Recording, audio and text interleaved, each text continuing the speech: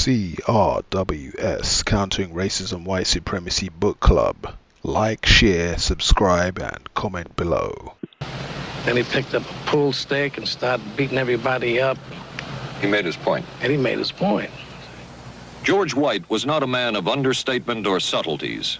His boss at OSS, Stanley Lovell, referred to him as deadly and dedicated. In this note from White's diaries, it says, "Call Lovell regarding TD." TD was a rather transparent cover for Truth Drug. George White worked with the Truth Drug Committee here at St. Elizabeth's Hospital in the nation's capital. They experimented with mescaline, scopolamine, and marijuana on unwitting victims. The committee soon learned there was no easy panacea, no truth drug at this stage. But White and later colleagues would not stop trying. The goal remained the same. As this 1952 CIA memo says, the aim is controlling an individual to the point where he will do our bidding against his will, and even against such fundamental laws of nature as self-preservation.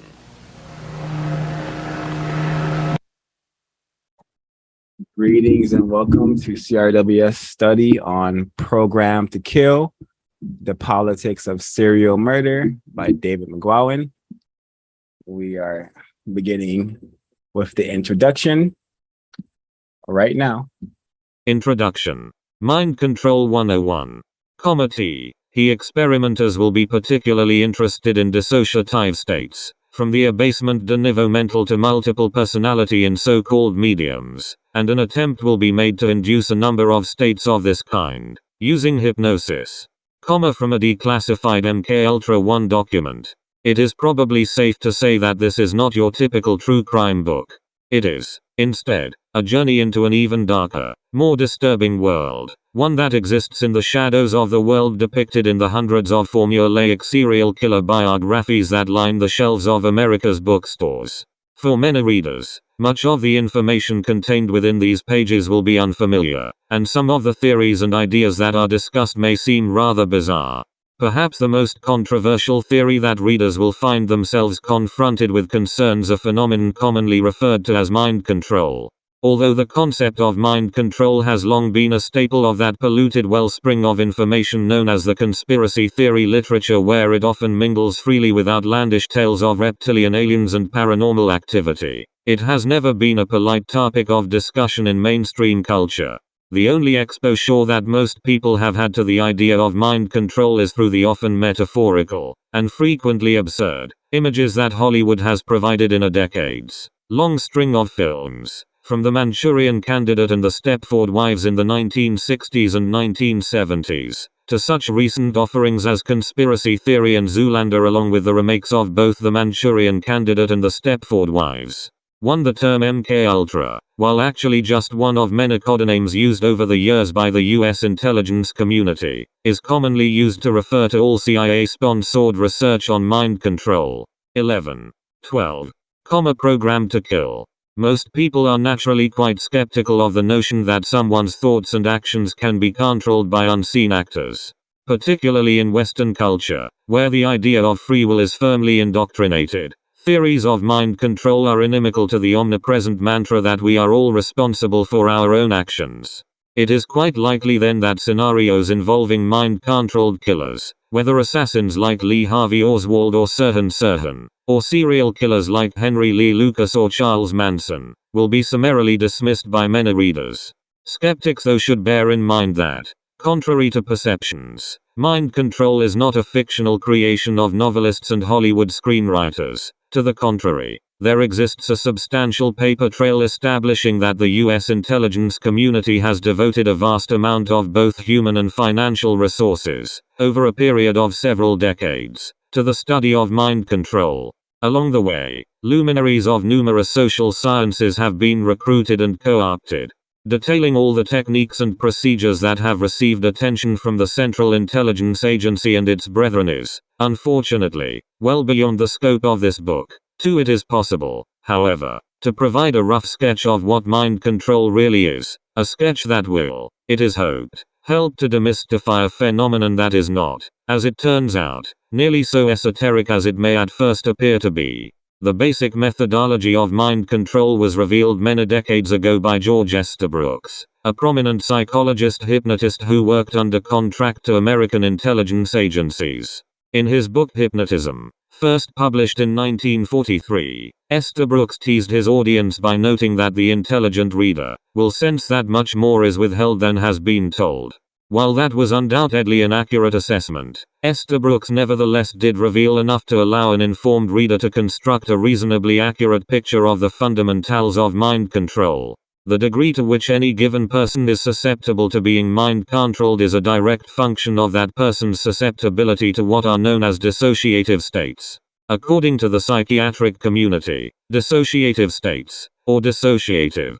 All of the following books focus directly or indirectly on CIA-sponsored mind control research. Jose M.R. Delgado, Physical Control of the Mind, Harper and Row, 1969. Donald Bain, The Control of Candy Jones. Playboy Press, 1976. Walter Boat, Operation Mind Control. Dell Publishing, 1978. Peter Watson, War on the Mind, Hutchinson, 1978. Peter Scragg, Mind Control. Pantheon, 1978. John Marks, The Search for the Manchurian Candidate. Times Books, 1979. Martin Lee and Bruce Sklain, Acid Dreams. Grove Press, 1985. And Gordon Thomas, Journey into Madness. Bantam, 1989. All of these titles contain pieces of the puzzle, but all contain varying amounts of disinformation as well, as do more recent titles. David McGowan, 13. Disorders include amnesia, fugue state, and what used to be called multiple personality disorder (MPD), but is now generally referred to as dissociative identity disorder (DID).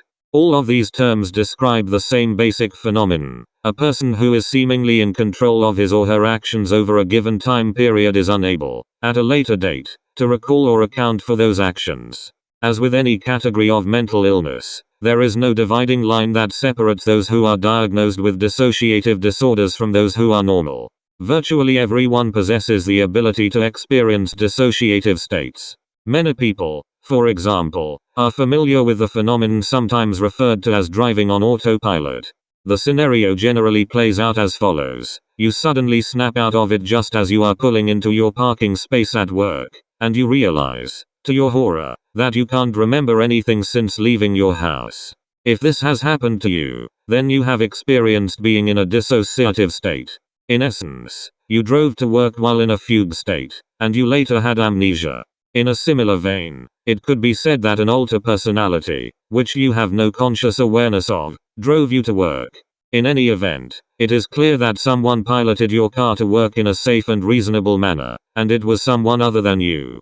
Many people are also familiar with another common example of a dissociative state. You are deep in thought, oblivious to everything around you, possibly working on the solution to one of the world's great mysteries, when suddenly your silent meditation is interrupted, perhaps by an unexpected noise, or by someone calling your name or tapping your shoulder. As you snap out of it, you suddenly realize, much to your dismay, that you cannot remember what it was that you were so deep in thought about just moments before. If you have ever had a similar experience, or if you are familiar with the dreamlike state that some people attain just before falling asleep, or while engrossed in a book or television program, then you have experienced being in a dissociative state of consciousness. While the ability to dissociate is likely universal, or nearly so, some people are clearly more susceptible to dissociative states than are others. There is little question that someone's innate ability to dissociate can be greatly enhanced, although not necessarily by ethical means. The most severe of the dissociative disorders, MPD DID, is in almost all cases created by psychological trauma so severe that the traumatic episode cannot be integrated into the experiences of the core personality. By far the most common cause of MPD is early childhood trauma, usually, but not always, resulting from horrific abuse by a parent or other adult guardian. Dr. Frank Putnam noted in 1989 that he was struck by the quality of extreme sadism that is reported by most MPD victims. Many multiples have told me of being sexually abused by groups of people, of being forced into prostitution by family members, or of being offered as sexual enticement to their 14. Programmed to kill. Mother's boyfriends.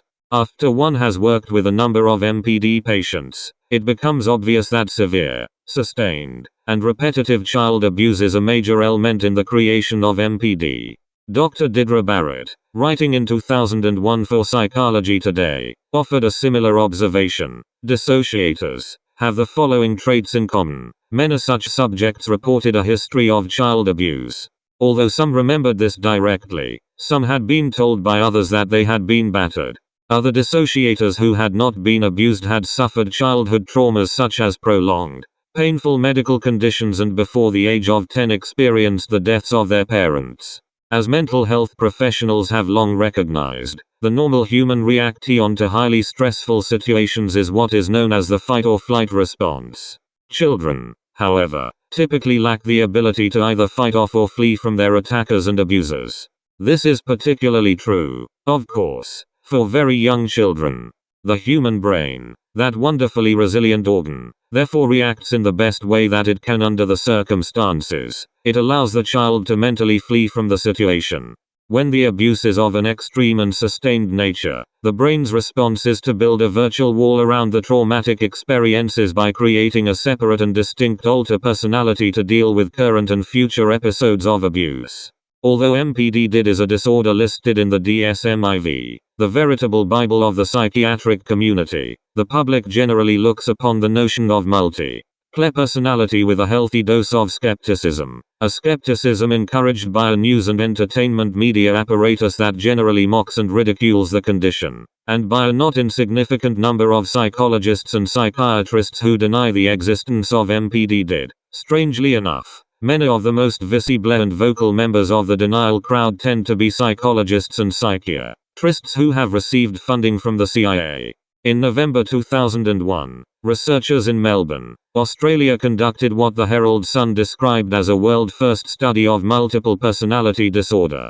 The goal of the study was to help resolve the dispute within the mental health community.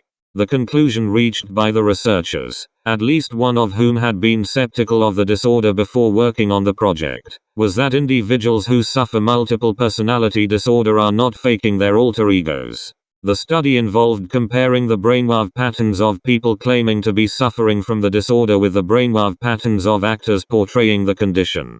While the actors gave outwardly convincing performances, the researchers found that there were distinct changes in the brain of sufferers as they switched personalities, while those changes were not detected in the brains of those who were just acting the part.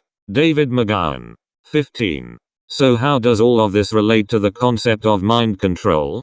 In the simplest possible terms, what the term mind control refers to is the process of first enhancing an unwitting subject's natural ability to dissociate, creating, in essence, the condition of multiple personality disorder, and then controlling that subject's dissociative states, by creating one or more alter personalities that are effectively under the control of others, and that are unknown to the core personality. But can this really be done?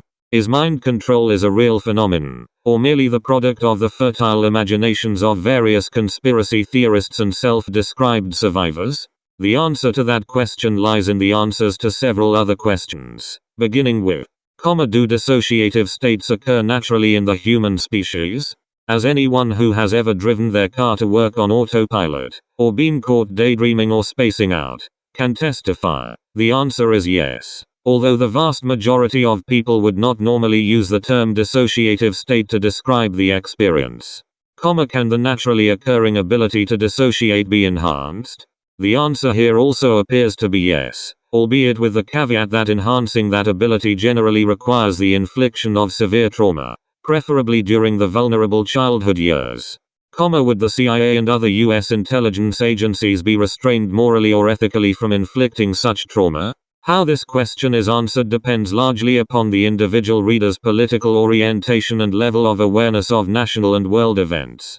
Serious students of covert operations know that the CIA has a long and very sordid history of sponsoring countless assassinations, civilian massacres, violent coups, and barbaric torture interrogation centers. And that is just the short list. This bloody, and very well documented, record suggests that there is little, if anything, that the CIA will not attempt to justify in the name of national security. Documents released through FOIA requests have revealed that, at the very least, the agency has not shied away from funding and sponsoring studies in which very young children have been dosed with LSD continuously for several weeks. If we accept that dissociation is a real and naturally occurring human ability, and that the tendency to dissociate can be enhanced, and that the intelligence. 3C William Blum's Killing Hope Common Courage Press, 1995. For a detailed look at some of what the intelligence community really does with your tax dollars. 16. Program to kill. Communities' hands are not tied by ethical concerns. Then the final, and most critical, question becomes, can enhanced dissociative states, once created, be controlled? George Estabrooks was clearly convinced that that was indeed the case. He claimed that once a person's core personality had been split, it was then possible to control one or more of the alter personalities, without the conscious awareness of the primary personality. This process, according to Estabrooks, allowed the intelligence community to create super spies, unwitting agents who were willing to follow any orders unquestioningly. Among other duties, these super spies made ideal couriers, since they could be fed sensitive information while in a controlled dissociative state and thereafter have no conscious awareness that they were transporting important data.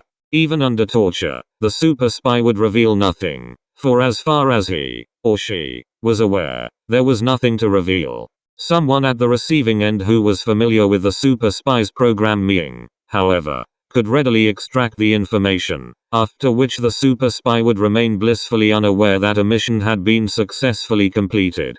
As dubious as Estabrooks' scenario may at first appear to be, it is not so very different from the common phenomenon of driving on autopilot. Let us imagine that you have managed, once again, to find yourself at work with no idea how you got there.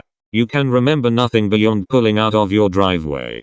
So you decide, out of curiosity, to pay a visit to a skilled hypnotist, for who succeeds in putting you under, so to speak. While in the hypnotic trance, another term for a dissociative state, you would be able to relate to the hypnotist, and anyone else in the room, all the mundane details of your drive to work.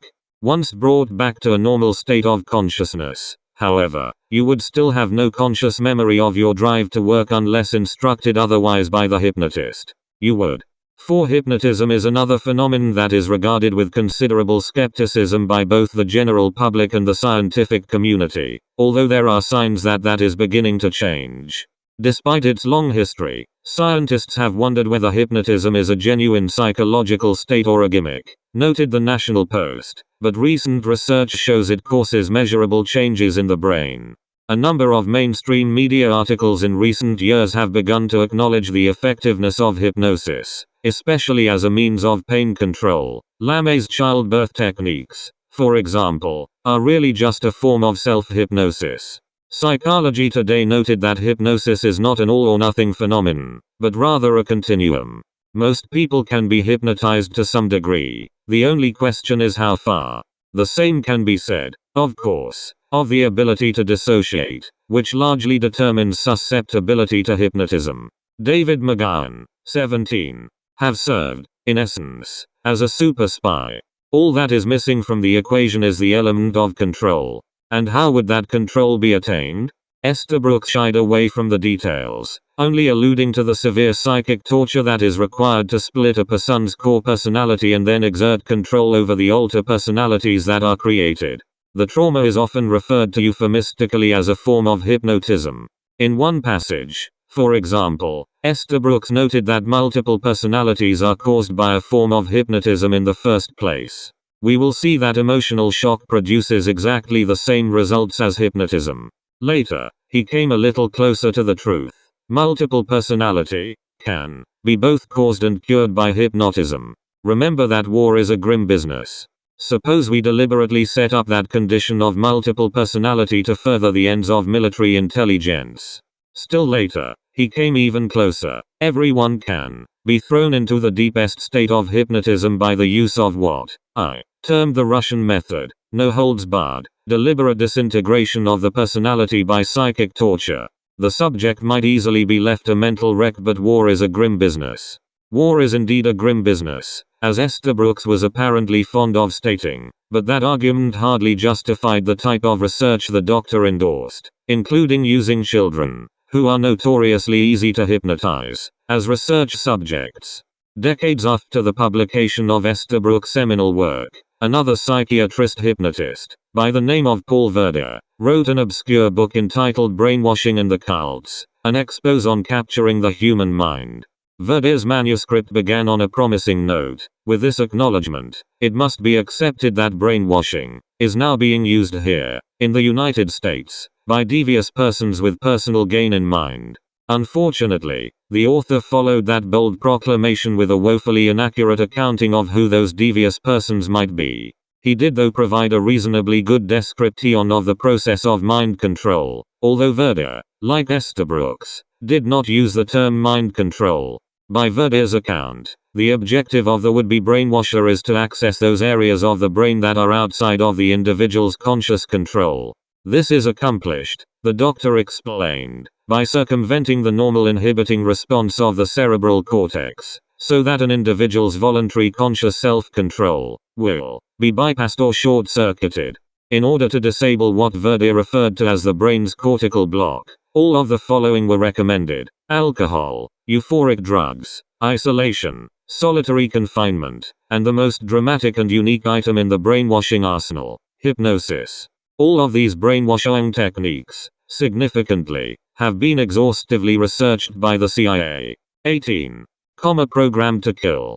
Verder went on to explain that in order to achieve truly lasting states of brainwashing, or mind control, it is necessary to subject the victim to profound and deep emotional states. The recommended emotional states are fear, shock, and anxiety, all of which have an intense disinhibitive effect on the human brain. Even more effective is pain, because, according to the eminent neurologist, Dr. Wilder Penfield, 5 sensations of pain from the muscular sensory system enter the subcortical brain regions directly. With a passage seemingly lifted from Estabrooks' writings, Verder left no doubt that pain and fear are the most useful items in the MKUltra toolbox. Russian political scientists do support the belief that given enough punishment, all the people in any time or place are susceptible to hypnotic control.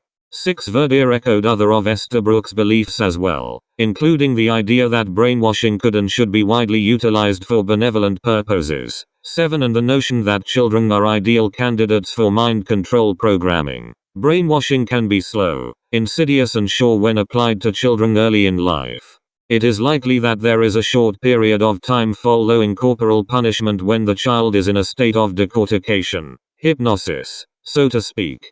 This is the ideal time to plant the positive instructions for better behavior in the future. What the good doctor considered corporal punishment and positive instructions was left to the reader's imagination. The vulnerability of children to dissociative states brought on by traumatic abuse is one of the reasons that the CIA and other intelligence agencies have played key roles in the creation of relatively mainstream satanic groups, as well as in denying the existence of underground satanic cults engaged in violent criminal enterprises. Some of the available evidence suggests that an array of satanic groups have served as intelligence agency fronts for mind control operations, which actually makes perfect sense, considering that if the goal is to severely traumatize. 5. Dr. Penfield was an associate of the notorious medical torture practitioner, and MKUltra operative, Dr. David Ewan Cameron.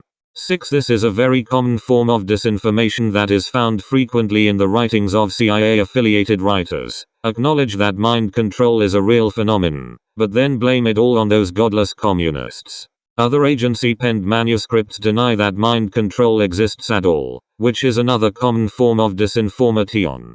7. The final chapter of Verder's book, entitled Benevolent Brainwashing in the Future, contains the following recommendation. The process of brainwashing could be used effectively and economically to solve many of society's pressing human problems which, until now, have seemed virtually unsolvable. David McGowan, 19. Children. Then surely nothing compares to the seemingly outlandish stories told by those who have survived what has been dubbed satanic ritual abuse, SRA. Verder took note in his book of the fact that one of the most pronounced emotional experiences that a human being can undergo is having his or her life threatened. Threats of death are used as a basic tool by brainwashing communists. Even among them, However, this threat is used sparingly, for they know that humans quickly adapt to this type of threat, especially if it is repeatedly given but never carried out. In order to avoid this routinization of stressful emotional situations, they have been known to casually execute prisoners for the apparent effect it has on others. The actions that were predictably attributed to brainwashing communists precisely mirror the stories that have been told repeatedly by self-described survivors of ritual abuse. These victims speak of receiving frequent death threats, directed against both themselves and their family members. They speak also of having those threats reinforced through their forced witnessing of, and even participate in, the killing of others. There has been a tremendous amount of energy expended to discredit all such stories. At the forefront of the movement to deny the validity of the stories told by countless survivors is the False Memory Syndrome Foundation, a group led by a truly vile coalition of CIA-funded psychiatrists and accused, and in some cases, convicted, pedophiles. Also playing a key role in the movement are Paul and Shirley Eberl, the authors of a purportedly authoritative book entitled The Politics of Child Abuse. The Eberl's book attempts to lay the blame for virtually all child abuse accusations and prosecutions on overzealous prosecutors, therapists and parents.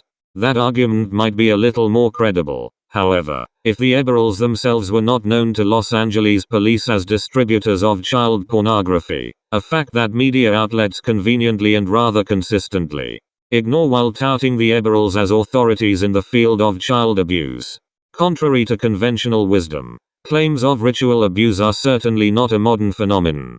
Such claims have actually been around for quite some time, and they were given legitimacy by no less an historical figure than Sigmund Freud. Over 100 years ago, Freud recognized that ritual abuse was likely the primary cause of the psychological problems that he observed in his female patients. Author Kevin Marin noted that Freud had commented on the marked similarity between what his patients told him and the accounts of the witchcraft confessions of the 16th century.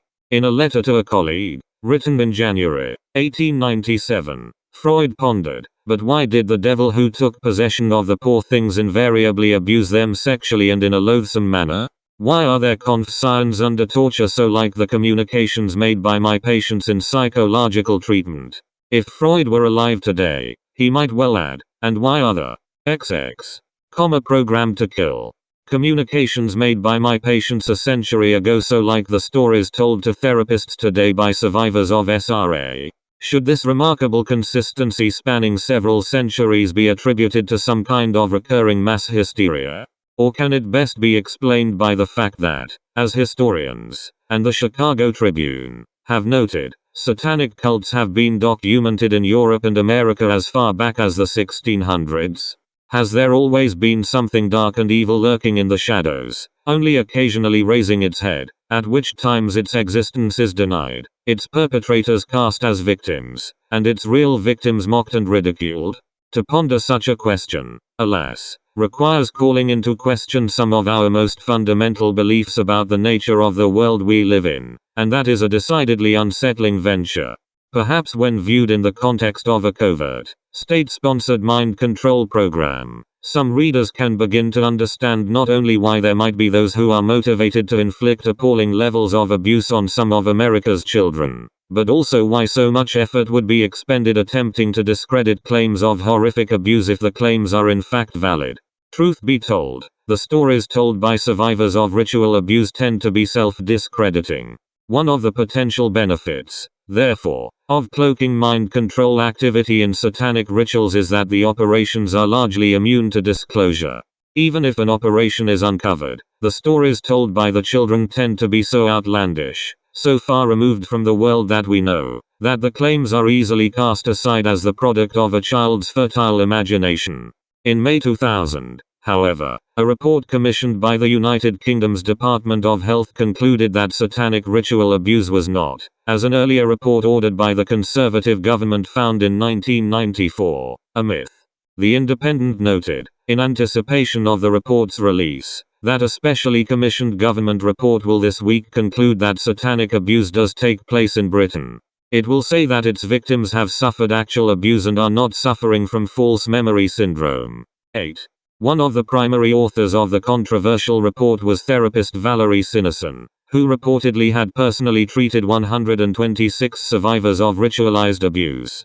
According to a report in The Guardian, Sinison has said 46 of her patients claimed to have witnessed murder of children or adults during ritual abuse ceremonies that had involved up to 300 people at a time. Some 70% of the reported. 8. The timing of the report on this landmark study was rather curious. The Independent published the story on the 30th of April, 2000, otherwise known as Walpurgisnacht, Night of the Witches, or Beltane. Along with the summer and winter solstices, Walpurgisnacht is among the most significant of the occult holidays. David McGowan, 21. Abuse was carried out by pedophiles and the rest by Satanists. The Independent added that 16 of the victims had also claimed they had seen induced abortions or babies killed. Sinison's research has led her to conclude that some children are born for the purpose of abuse and are not registered on birth certificates. That claim has been voiced repeatedly by US victims as well. In a report from February 2000, The Independent revealed that Sinison had photographs documenting horrific injuries to children and the existence of ceremonial sites with the remains of mutilated animals. The same article noted that Scotland Yard had begun an investigation. It is unclear where that investigation led, as it is unclear what the official response was to the release of Sinison's study. Media outlets appear to have dropped the story just before the report was issued. Many readers of the press accounts that preceded the report's release were no doubt predisposed to dismiss Sinison and her fellow researchers as cranks. Where exactly, readers were left to ponder, was this alleged photographic evidence showing children with horrific injuries? And where is the evidence of ritual murders being performed? As it turns out, shockingly enough, such evidence is not that difficult to find. As hard as it may be to believe, especially for readers conditioned to think that all such stories are nothing but urban myths, photographic evidence of exactly the sort described by Sinison is being peddled all over the internet. But even with such compelling evidence being widely circulated, many will still be tempted to discount the stories told by the survivors of such abuse. Skeptics are advised to keep in mind the words of Detective Robert Simandl of the Chicago Police Department. It's difficult for us to believe such crimes are occurring, but they are, all over the United States. Indeed, all over the world, as we shall see in the next chapter. In the early 1950s, the CIA was looking for specially gifted subjects to study dissociative states, which could be induced and controlled to some extent with hypnosis and drugs. That was the introduction of Program to Kill by David McGowan. Very interesting and I would also say fascinating stuff. And just tying up all the information that I have learned about the system. The very beginning video that we watched with just a tiny bit of it from the documentary Mission Mind Control. It was talking the person George Whitley or something like that. I may be in error about his name, but he worked for the OSS, and that was the precursor to the CIA, and they were also trying to develop some sort of mind control, will control, and that is very interesting how the CIA and various, according to David McGowan, agencies have invested a lot of time and energy into this concept of mind control that a lot of people would say is hey, it's not actually happening. Mind control is, you can't really control a person's mind. It's impossible, and that combined with all the propaganda that they put out there, which is really them telling on themselves, I suspect. Especially when we have propaganda that depicts child abuse. I'm thinking of True Detective season 1, but also how we have just mind control being presented, kind of loony. I'm thinking more of the 12 Monkeys. But getting to the text, the very first. Yeah, let me see.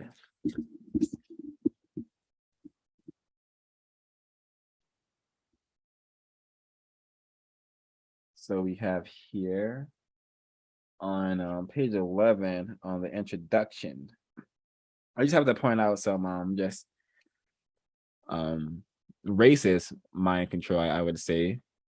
And also just David McGowan, he is probably not a racist anymore because he is dead, but I suspect he may have been a racist when he was on this planet.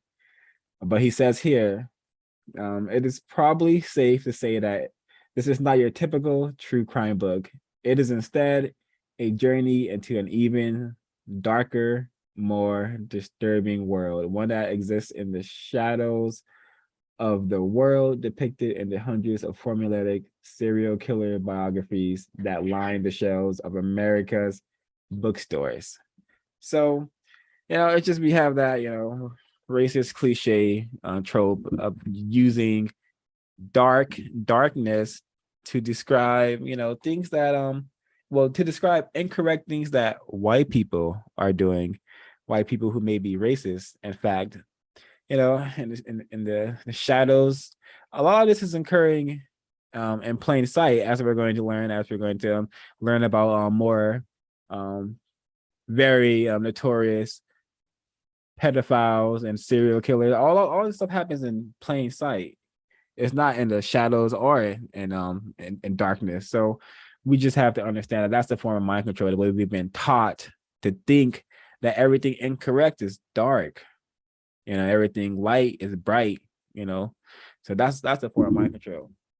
And that's also a excellent segue to just play this clip here to show just to get people thinking about mind control and more than just the way that David McGowan has introduced us to it.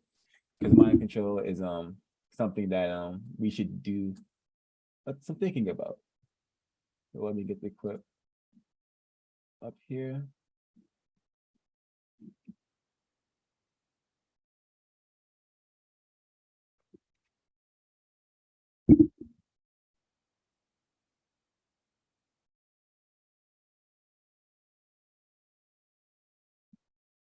All right.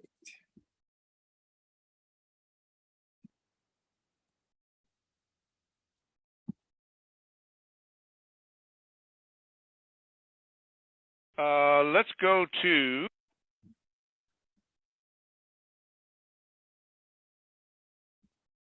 Trained, correct to say that system of Ms. Lady Fuller, it's the system of white supremacy. Is it correct to say that it has trained the way that non-white people think, speech, and behave? Is that a form of mind control? Yes. You can't control people without controlling their minds. So the white supremacists make sure that everything that black people do, for example, is something that the white supremacists approve of, to keep black people weak. For instance, for example, just one example, when black people were plantation slaves, were still slaves, we were just transferred, no such thing as slaves being liberated in the system of white supremacy or emancipated. We were just transferred, scattered all over the place. That's all. Taken off of the plantation. Just walking off the plantation didn't say that you're not still a slave. You're a slave to the system of white supremacy. I don't care where you go or what your job is. Slaves have always had different jobs, different types of jobs, whatever the white supremacists wanted. So, in order to control people, in answer to the question, you have to control their minds. So in every area of activity, the white supremacists said, we're going to see to it that when it comes to economics, what black people think, how they think about money, how they think about time, how they think about energy, how they think about everything associated with economics. What is economics? Economics is how you use time and energy, and that would include money, okay? And that would include material things, but basically how you use your time and energy. So the white supremacists said, we will control how black people use their time and their energy. And when it comes to education, we will control what they know and what they don't know, and what they understand and what they don't understand. We will control all of that worldwide. And when it comes to entertainment, we will decide what type of entertainment we will pay all that big money for, and make sure that it's something that's absolutely stupid, and we'll tear them down, not build them up, not make them stronger, but make them weaker in their entertainment. Black people love being entertained, and they love being entertainers. But we will control all of that in the way that they think about entertainment, and make sure that it's what? Non-constructive. We'll maybe let a few things slip by that have some constructive value, but won't be of any damage to the system of white supremacy. But we'll make sure that the book of what black people do to entertain themselves will be very, very destructive to black people. Okay?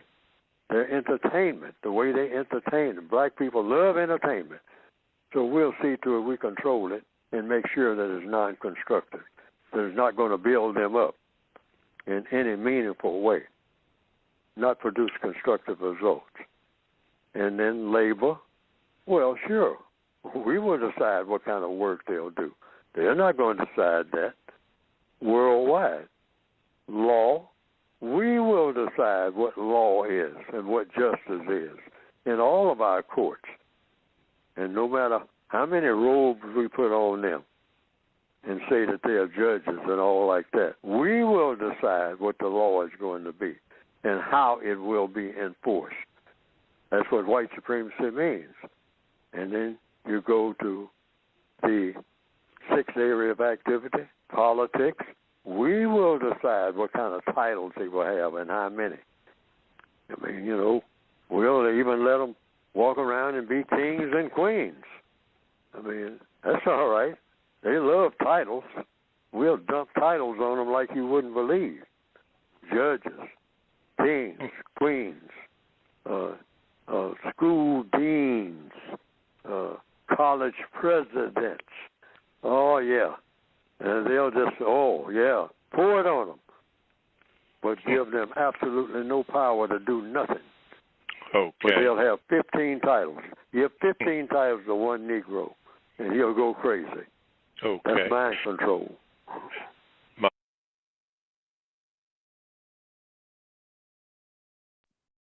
So what I'm learning from this text and combining it with counter-racist logic is that there's degrees to mind control, varying degrees to mind control, and the racists seem to wanting to be refining mind control, and they want to be and they want to use it in a more direct manner. Is what I got from this the introduction here. So that was very interesting.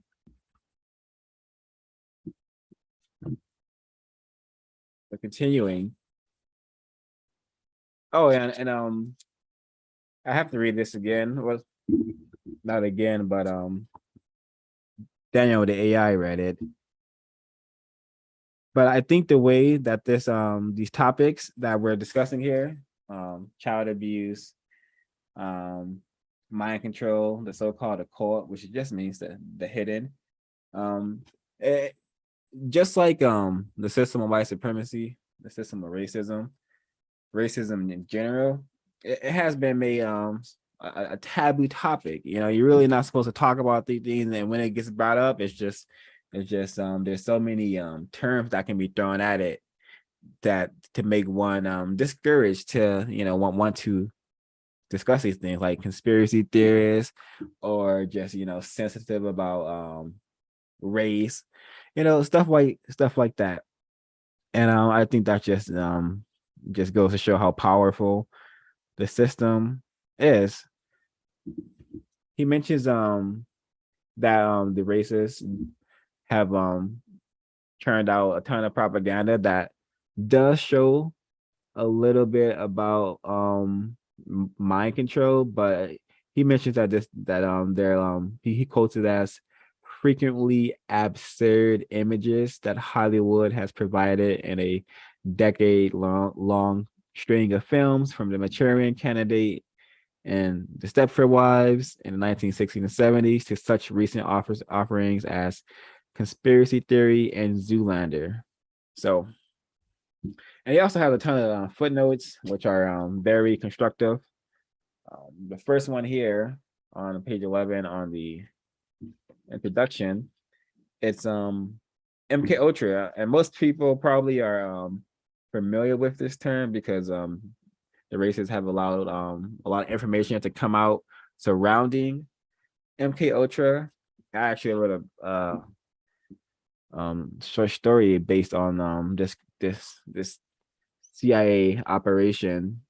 But anyways, it reads here: the term MK Ultra, while actually just one of many code names used over the years by the U.S. intelligence community, is commonly referred to as all CIA-sponsored research on mind control. And this reminds me. Go to my notes.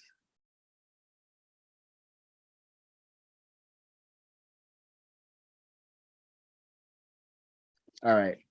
So from page 12 on the introduction, I'm gonna read and then share some of my notes. We have here: most people are naturally quite skeptical of the notion that someone's thoughts and actions can be controlled by unseen actors, particularly in Western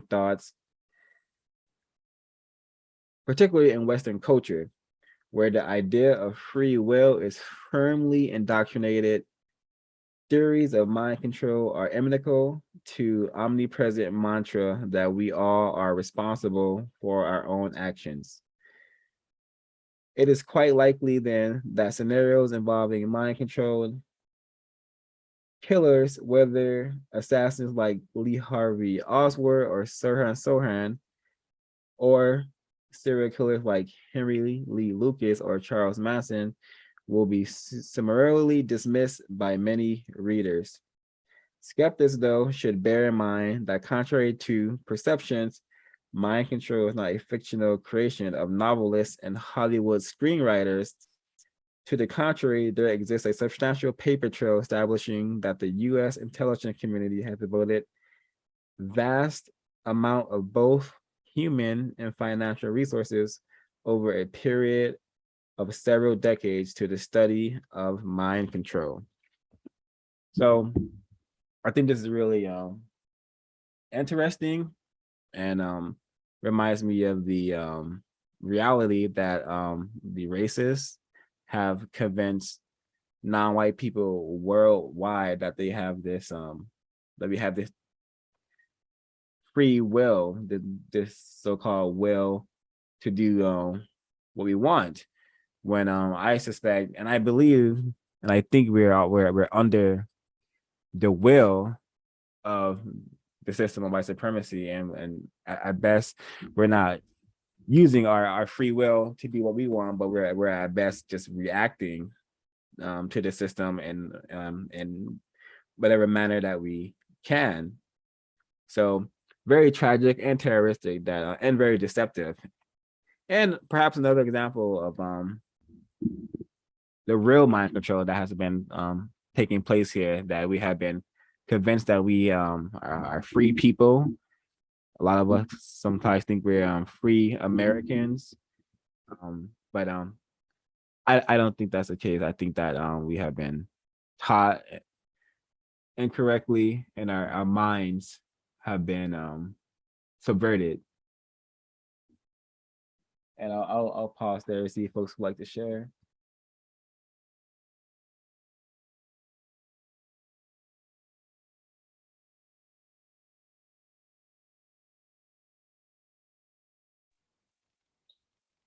Can I be heard?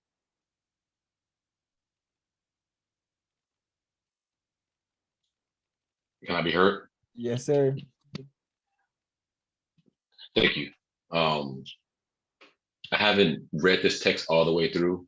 I started a couple of years back, but um, going back and listening to it, I guess you could say in the context of white supremacy, um, it's really it's very powerful in its methodology of what they call mind control. I just call it the subversive use of racism, but it's kind of one and the same. The way that the author describes how trauma causes this disassociative mind state, or what they call in psychology multiple personality disorder, and how Mr. Fuller spoke of, yeah, we let you off the plantation, but you're still a slave. How so many people say that you're mentally a slave. Well, this text here puts the scientific method behind those terms or phrases, or cliches, whatever we want to call them. We can substitute the various terms that they use for Black people in the categories of torture, abuse, seeing abuse, how it can cause a break in the psyche. And once some people call it being opened, so that you're susceptible to messages that can be put in front of you, and then you can be controlled. The various ways that racist white supremacists have manipulated non-white people worldwide for hundreds, maybe thousands of years. And then I'll put it into context with non-white Black people and how we have been put into this system of continuous abuse, whether it's physical, whether it's through imagery, whether it's through auditory senses. Some people might call it music. This nonstop barrage of violence and abuse, which causes the victim to be disassociated from reality or their purpose or their function. And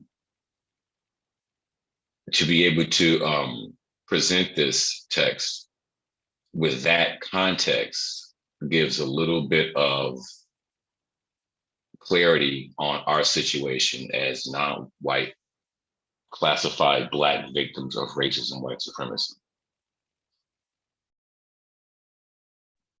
Thank you, Mr. Yahoo, because that was excellently put. I have a just throughout my notes, I have this question written down. Is this what has happened to Black people, and is this what being done to Black people? And we're definitely gonna get there when we get to that page. We have here on page 12 of the introduction, detailing all the techniques and procedures that have received attention from the Central Intelligence Agency and its brethren, is unfortunately well beyond the scope of this book. It is possible, however, to provide a rough sketch of what mind control really is, a sketch that will, it is hoped, help to demystify a phenomenon that is not, as it turns out, nearly so esoteric as it may at first appear to be. So I thought this was very significant, because we should just be able to simplify this text and the system of white supremacy, despite how complex it may actually be. But esoteric, it's supposed to be it's supposed to mean only a small group or a certain group of people are going to be able to understand it. But no, it doesn't take a rocket scientist to follow the evidence, follow all the evidence that clearly says that, you know, white people have been attempting to control and come up with techniques to control people's minds, whether directly or indirectly.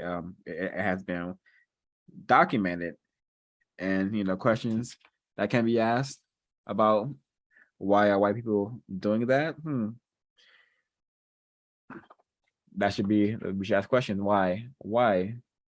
We heard earlier that someone suggested that mind control could probably solve problems that white people felt unsolvable.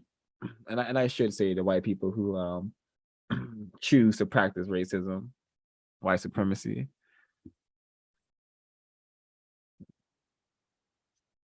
Played it. Yeah. And the CIA devoting a ton of time and energy and money over decades to the study of mind control. That shows that they're definitely dedicated to continuing their Yurugu ways of dominating and controlling the very just everything. And they don't only want to control where a person exists.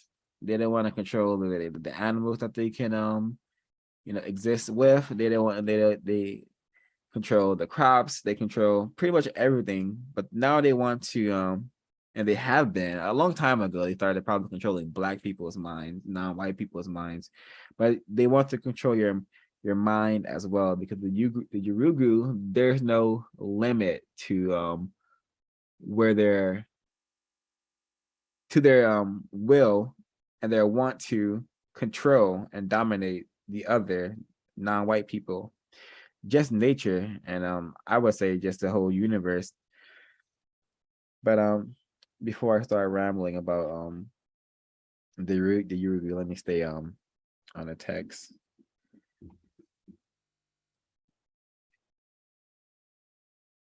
Yeah, I have a note here. I say they long ago mastered how to control our minds, and I that is very I think accurate. And they're just refining mind control. They, you know, a long time ago they learned how to make Black people into perfect slaves. Now they're just refining it, and they are doing that to non-white people. And there's probably some white sacrifices as well, and I'm sure there are white sacrifices as well who have been puppeteered and probably mind controlled, allegedly, according to this text. But we will see. So another thing I think I should read and talk about is the basic, and this is all from page 11. The basic methodology of mind control was revealed many decades ago by George Esterbrook, a prominent psychologist, hypnotist who worked under contract to American intelligence agencies. In his book, Hypnotism, first published in 1943, Esterbrook teased his audience by noting that the intelligent reader will sense that much more is withheld than has been told. While that was undoubtedly an accurate assessment, Esterbrook nevertheless did reveal enough to allow an informed reader to construct a reasonably accurate picture of the fundamentals of mind control. The degree to which any given person is susceptible to being mind controlled is a direct function of that person's susceptibility to what are known as dissociative states. So George Esterbrook definitely probably practicing racism by withholding information. But also, still they wanna brag, the racists, man, racist women, they want to gloat and brag about the things that they know, the information that they have been that they have, masters of knowledge. Because so in his bragging, he tells us that, an intelligent reader, come on, guys, you guys should know that there's way more than I'm allowed to tell you all, or that I'm willing to tell you all. And then he has here a list of books that deal in mind control in the footnotes, and two of them caught my eye that I want to check out. One of them is Donald Bain, The Control of Candy Jones. And I'm like, it just has to like one Negro written all over it for me. Candy Jones, that's very interesting title. And the other one is Peter Watson, War on the Mind, because sounds like a very accurate title. So yeah, when you mentioned it, the dissociative states, and it's also something that we talked about in our Body Keeps the Score studies, and that was a huge component to being traumatized, going to dissociative states. And Black people are very, very terrorized and traumatized people. So it's very obvious to me that yeah, it's very easy that we would be in these dissociative states quite often, and more susceptible to mind control. And that being compared with how we've been conditioned to just sit in front of the TV, and just how we've been conditioned to just use our time and energy with entertainment. That combined with the trauma and the mistreatment and what that does to the mind.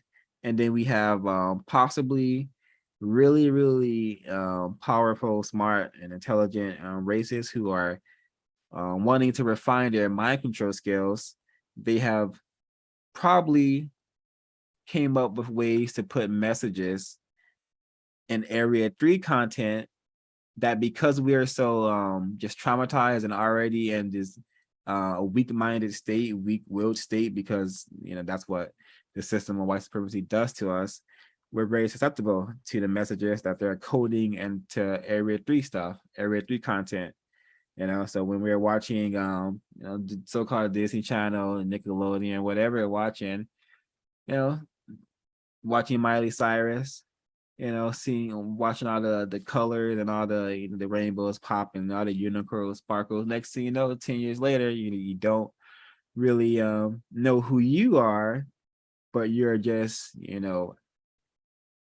your personality is aspects of these cartoon characters and white characters you've seen on TV. And it's it leads to a lot of confusion.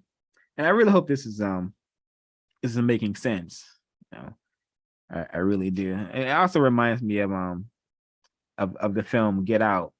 That probably could be what Jordan Peele was hinting at a tiny bit, because the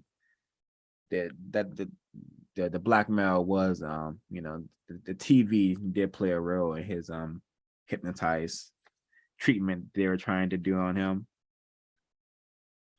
But I'll pause there to see if folks like making any comments.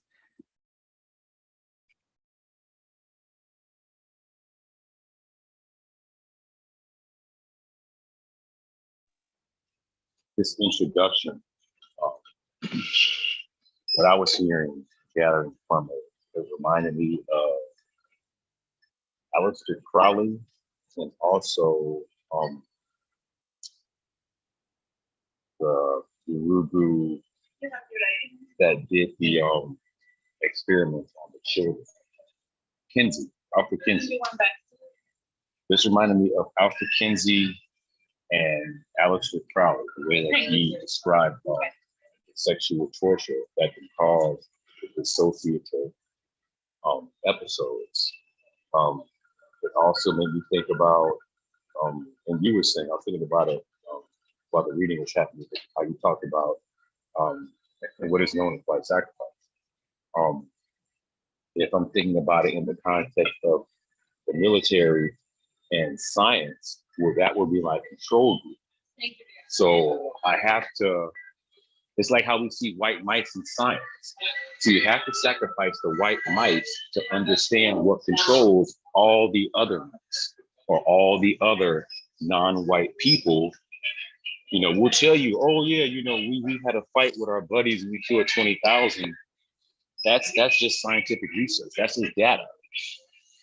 Because all that data is used on who is your intended target. That is non-white people, especially non-white people classified as Black. And just going through this text over again is just really telling on what has happened to us collectively and individually, and how our minds are so easily swayed because of the trauma that we have gone through. And then just secondly, how you talked about the messaging. I sent you, I posted something on WhatsApp about how the television actually controls your energetic function through the field of radiation that it sends through the cathode ray. And they know that it goes right to your internal systems, and that's what causes you to quote unquote go to sleep as you watch television. So now I can put you to sleep, and I already know that you're traumatized. Now I can feed you whatever you want, and it would do nothing but just destroy you. Things like things that we see, violence on television, the constant state of Black people being shown as violent individuals. We see that as non-white Black people, and we become that. But because the science has already been laid how to control people's actions through their mind. I'm mute. Thank you, Mr. Yahweh. That's why I like having at least one other host on the broadcast with me. So it just allows me to just have thoughts I would not have without your contributions. So this book, Programmed to Kill, its premise is hey, are racists programming other races to go out and kill people? You know, is that why it has been reported that like people have gone out and done things, killed people, and then woken up, and then found sleeping in a car after a bizarre message was played in some sort of newscast or public conference released by some powerful racists, possibly. But mind control, I suspect that's actually why Black males are going out and killing other Black males. I suspect that's why Black people are killing other Black people. I suspect that's a grave and very obvious form of mind control. So, programmed to kill. Who's been really programmed to kill? The all people on this planet, but especially people classified as Black, and they only have been programmed to kill each other, whereas racist men and racist women, I don't think anyone had to program them to kill. I think that was something that they were very effective at and efficient at. So they didn't need any help in that area, but they had to teach us to behave in this way. And I suspect it's largely because they've taken over our minds, and they have just taught us how to think. They've taught us how to think just like a racist. And if you're a racist, it's not going to be hard for you to go around and killing Black people. So if you teach a lot of Black people to think like a racist, then you have effectively taken over their minds and replaced it with some sort of racist mind that has no problem harming Black people, which can definitely explain all the Black people mistreating each other is because there we don't have what maybe would be called a black mind. I'm not even gonna call it a black mind because even calling ourselves black is a form of mind control because we are told that we were black by a racist man, a racist woman, a racist child. They have classified us as black. I'm really a brown. I know the ancient blacks appreciated their darkness and their skin, but I don't need any colors attached to my being. I'm just a being. But the racists have thought otherwise. So did that make sense? I really hope that made sense. I would like some confirmation.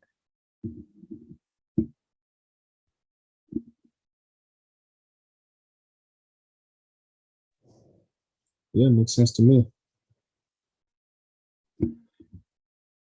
Thank you, Mr. Brandon. So continuing.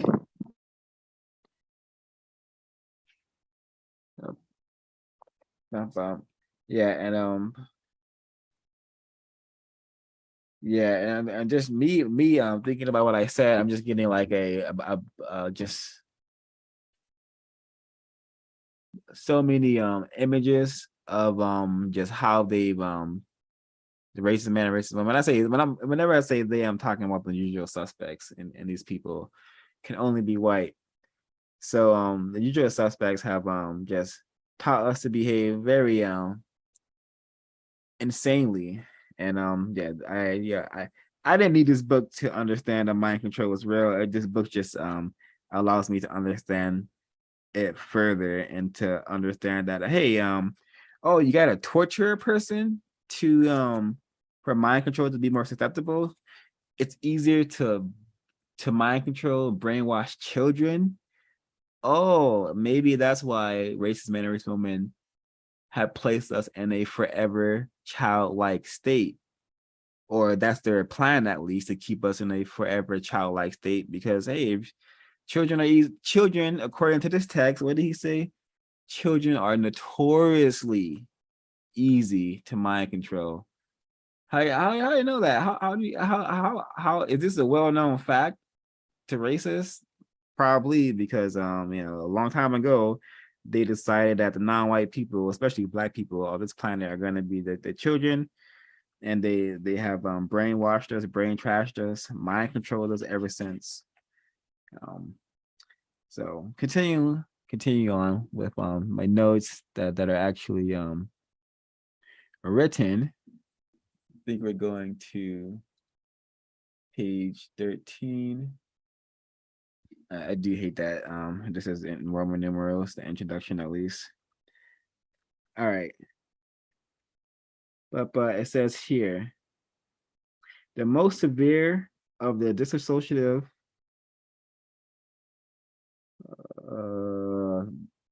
the most severe of the dissociative disorders, MPD-DID,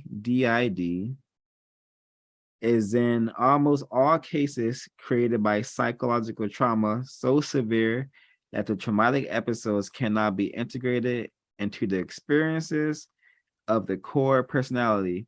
By far, the most common cause of MPD, which is multiple personality disorder, is early childhood trauma, usually, but not always, resulting from horrific abuse by a parent or other adult guardian. Dr. Frank Putnam noted in 1989 that he was struck by the quality of extreme sadism that is reported by most MPD victims. Many multiples have told me of being sexually abused by groups of people, of being forced into prostitution by family members, or of being offered as sexual enticement to their mother's boyfriend. Oh wow, this is fascinating and telling of what kind of system we are in, because I know suspected racists who were abused, sexually abused by their family members, and the other family members didn't care, didn't give the constructive help needed for that situation. We're starting another program called the Usual Suspects, where we're going to learn about various races. But there's a racist by the name of Gertrude. Don't know, can't pronounce her or recall her second name, but she's famous for I think the film's A House on the Left, maybe based off her, what she did. But that's an excellent example of just what did this text, what did Dr. Frank Putnam call it? He said extreme sadism. Yeah, that's an excellent example of extreme sadism committed against a white child. White people do not care about children, and we have there's just so many examples. Let me there was a really recent one that I thought was, wow, you're 17 and you're a 17-year-old person, and you what did he do again? He kidnapped a white girl on her way to school. I think she was about 5 or 6. Sexually abused her, and what did he do after that? Oh, decapitated her. Yeah, 17 years old, white boy, white child, white man, racist, terrorist. But yeah, this is the system we are in. So we must understand, hey, white people do not care about children, especially if they are studying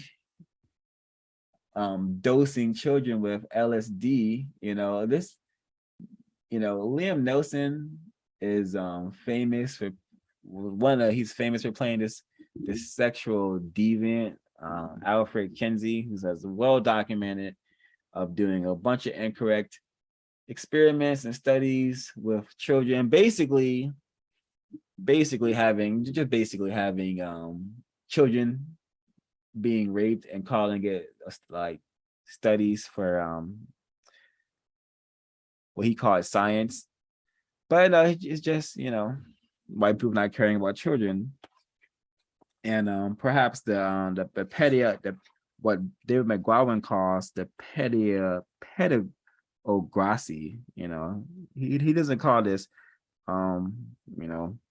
system of justice. He calls this the pedagogry, which is what we seems to be having a lot of that incorrect activities committed against children. All right. Oh, but yeah, I'm looking for that the racist name, the 17-year-old boy.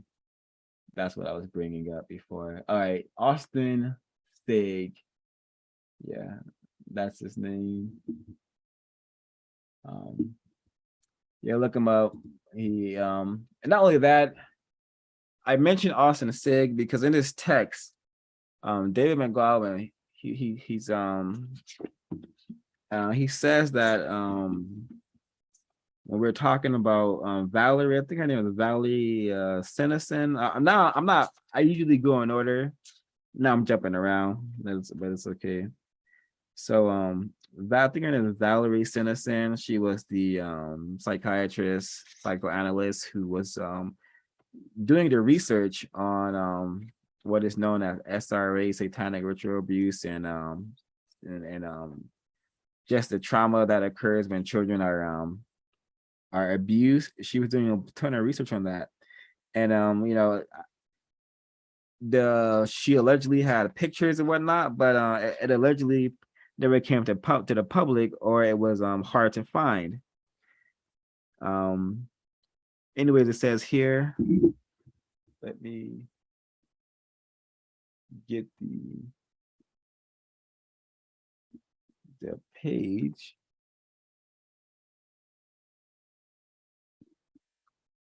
Oh, all right. Page 21 of the introduction. So we have here, as it turns out, shockingly enough, such evidence is not that difficult to find, as it may be to believe, especially for readers conditioned to think that all such stories are nothing but urban myths. Photographic evidence of exactly the sort described by Sanderson is being peddled all over the internet. But even with such compelling evidence being widely circulated, many will still be tempted to discount the stories told by survivors of such abuse. Skeptics are advised to keep in mind the words of Detective Robert Simmons of the Chicago Police Department. It is difficult for us to believe such crimes are occurring, but they are all over the United States, indeed all over the world, as we shall see in the next chapter. So the whole reality that there's this concept known as the deep web that is kind of famous and for people where people want to go find a bunch of incorrect material like pedophilia and gore porn and just people videos of people dying. Even if videos of people are dying is very easy to find. Austin Sig, he was looking at a bunch of just torture stuff dealing in area 8, a lot of child abuse dealing in area 8, and his so-called his parents found out about it. Don't take him to a doctor, don't take him to a psychiatrist, take him to a religious camp, pray your deviant behavior away. Don't get some help so you're not watching images displaying children being raped to death. Don't do that, but this is the kind of system we're in. So, and we should know, hey, what does it mean to be white? It's possibly becoming an Austin Sig because you have a whole system behind you that, hey, allows and maybe even promotes this sort of behavior. But I may be in error. But continuing with my notes here.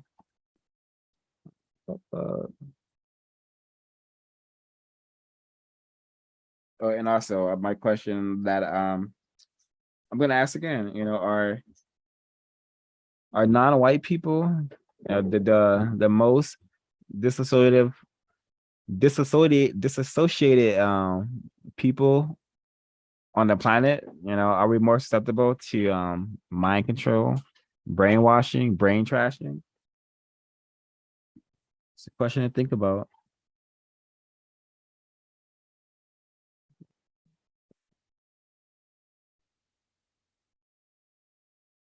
All right, let me go back to reading it in order.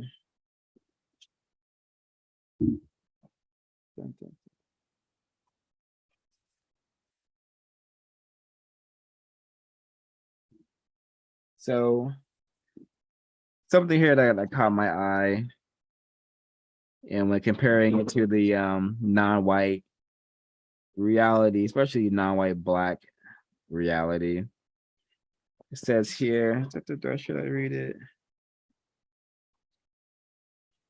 Where should I start reading from?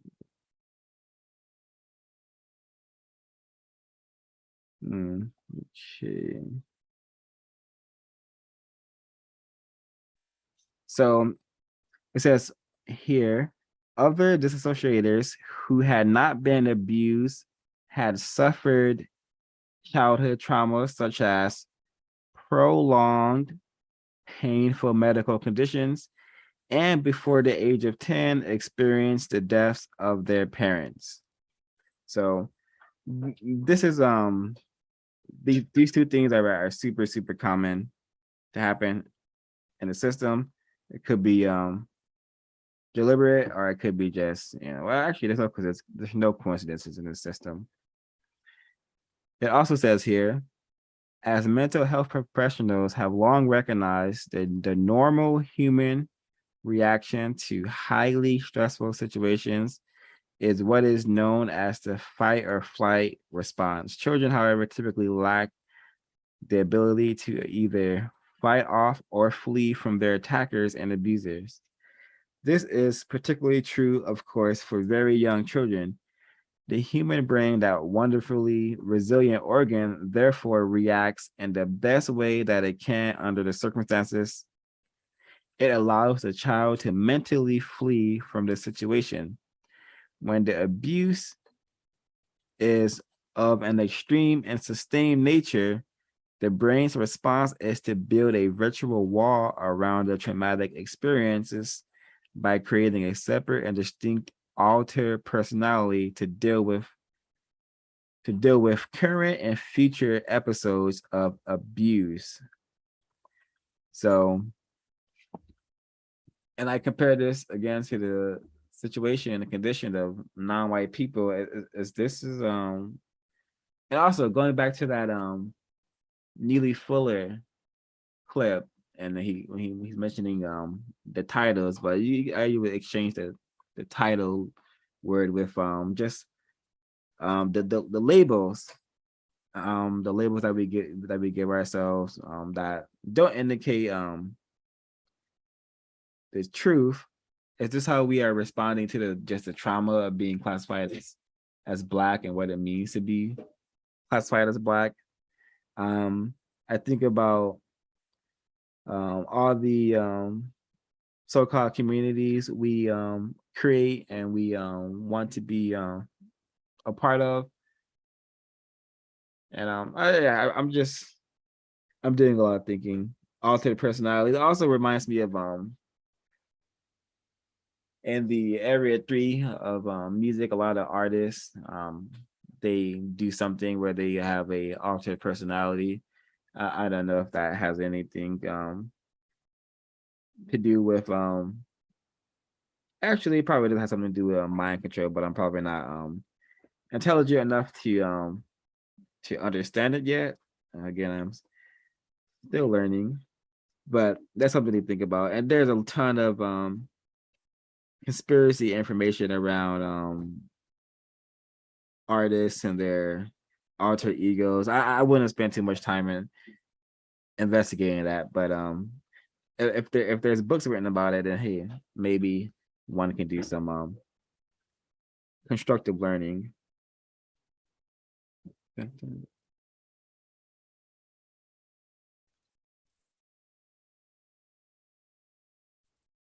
Oh yeah, and again, the racists are masters of disinformation, playing all sides, and we've learned that through listening to the introduction of this text. He's mentioned disinformation multiple times. He's mentioned the CIA producing false organizations to cause more confusion and to hide the truth, which is what the system's all about: hiding truth, keeping everybody confused and terrorized by the system, mostly the non-white people of the planet, especially Black people. So it has here, and this also will allow us to discuss the Yurugu a little bit more and how they operate. It says, although MPD/DID is a disorder listed in the DSM, I think it's 5 or 4. The Variable Bible, actually, let me see which one it is. I'm pretty sure it's 4. Oh yeah, it says 4. The Variable Bible of the psychiatric community, the public generally looks upon the notion of multiple personality with a healthy dose of skepticism. A skepticism encouraged by a news and entertainment media apparatus that generally mocks and ridicules the condition, and by a not insignificant number of psychologists and psychiatrists who deny the existence of MPD/DID. Strangely enough, many of the most visible and vocal members of the denial crowd tend to be psychologists and psychiatrists who have received funding from the CIA. So the Yurugu is a individual who is white and possibly a racist, but they have a way of using doctrine.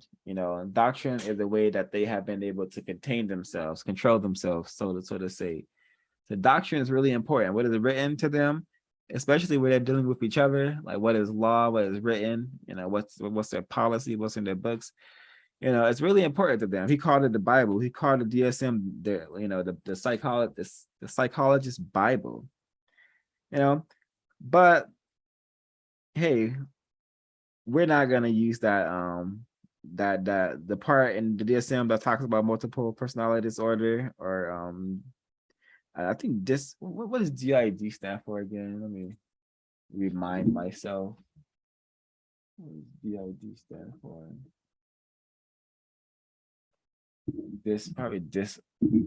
Associative identity disorder. That's a guess though.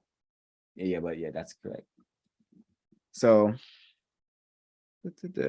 but you guys, we're not gonna, when people try to quote or cite that this person experiencing MPD or DID, we're not gonna allow that. We're gonna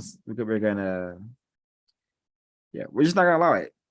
But everything else, schizophrenia, whatever else we'll allow, because our doctrine is law, but also we have white power, so we also have the ability to make this doctrine worthless, even to other white people who try to use it. If the most powerful races decide so.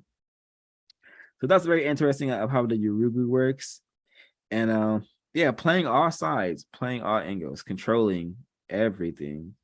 Because only white people have the power to publish the DSM, to put things in it mostly, and to say what can and can't be used from it.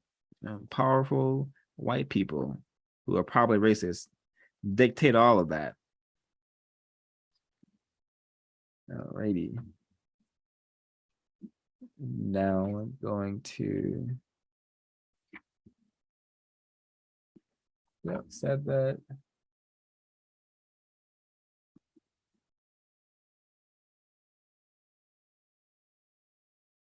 We're at page 15 of the introduction.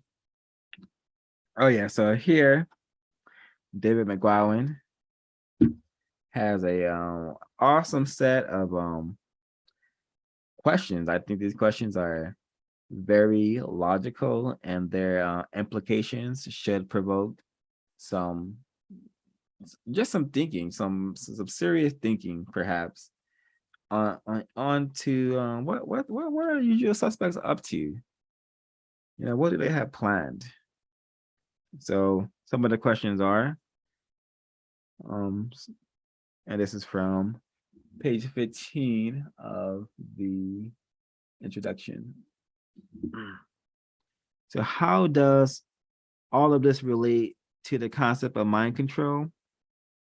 In the simplest possible terms, what the term mind control refers to is a process of first enhancing and unwitting subjects' natural ability to disassociate, creating in essence the condition of multiple personality disorder, and then controlling that subject's dissociative states by creating one or more altered personalities that are effectively under the control of others and that are unknown to the core personality. But can this really be done? Is mind control really a phenomenon, or merely the product of the fertile imaginations of various conspiracy theorists and self-described survivors? The answer to that question lies in the answers to several other questions, beginning with, do dissociative states occur naturally in the human species? Can a naturally occurring ability to disassociate be enhanced? Would the CIA and other U.S. intelligence agencies be restrained or morally, ethically from inflicting such trauma? So, just answer to I'm only going to answer the third question. Just no. The first two, folks can do some thinking about that.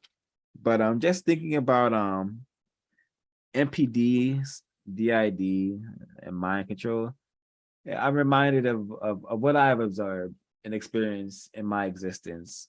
I've met and experienced people with bipolar disorder, and when I experienced an associate having an episode, it appeared to me that the person had become a whole different person. It appeared to me that, my associate who I knew had become someone completely different.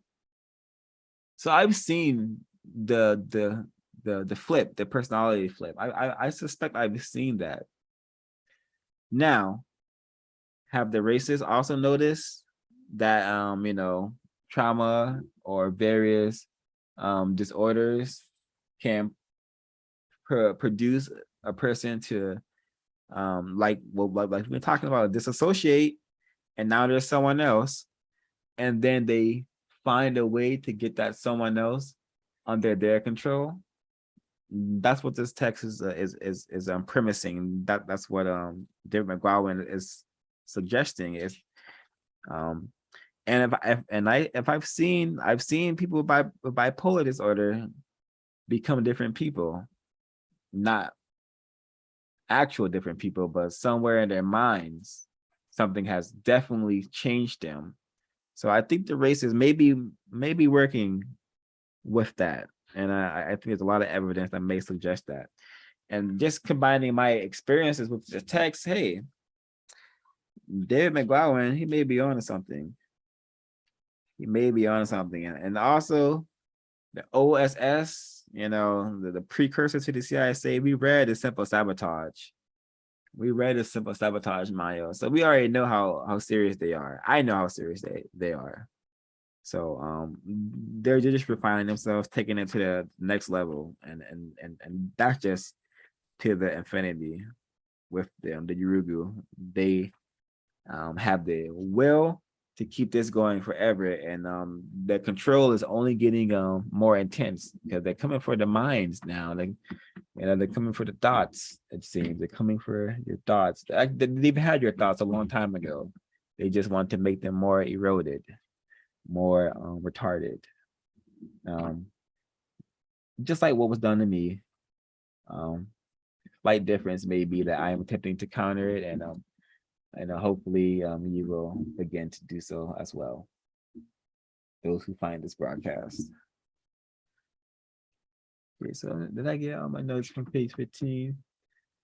Okay, yeah, so there's another thing, some here. Yep, I gotta read this right here. Just to reiterate that the motto, white people don't care about children. It seems, it appears. All right. So from page 15, how this question is answered depends largely on the individual reader's political orientation and level of awareness of national and world events. Serious students of covert operations know that the CIA has a long and very sordid history of sponsoring countless assassinations, civilian massacres, violent coups, and barbaric torture interrogation centers. And that's just a short list. This bloody and very well documented record suggests that there is little, if anything, that the CIA will not attempt to justify in the name of national security. Documents released through FOIA, Freedom of Information Act, requests have revealed that at the very least, the agency has not shied away from the funding and sponsoring studies in which very young children have been dosed with LSD for several weeks. All right, so I'm just, I don't know how to read anymore, just psychedelics, children, not something that should ever mix and ever, psychedelics with children consistently for weeks. Now that's a whole new level of scientific, meticulously planned evil. Yeah, just white people don't care about children. Racists who can only be white don't care about children, and if children are only useful to the system because white children are needed for the system to continue, and a lot of racists who I suspect are also pedophiles. I suspect most racists may be pedophiles or rapists or a combination of the two. But the only reason children benefit them is because they can get incorrect pleasure from children. But I may be in error. I may just be so just victimized and just upset that I am a black male and just gunning for all the white people. Or some of the things I'm saying could have some validity. It's up to everyone to make their own decisions.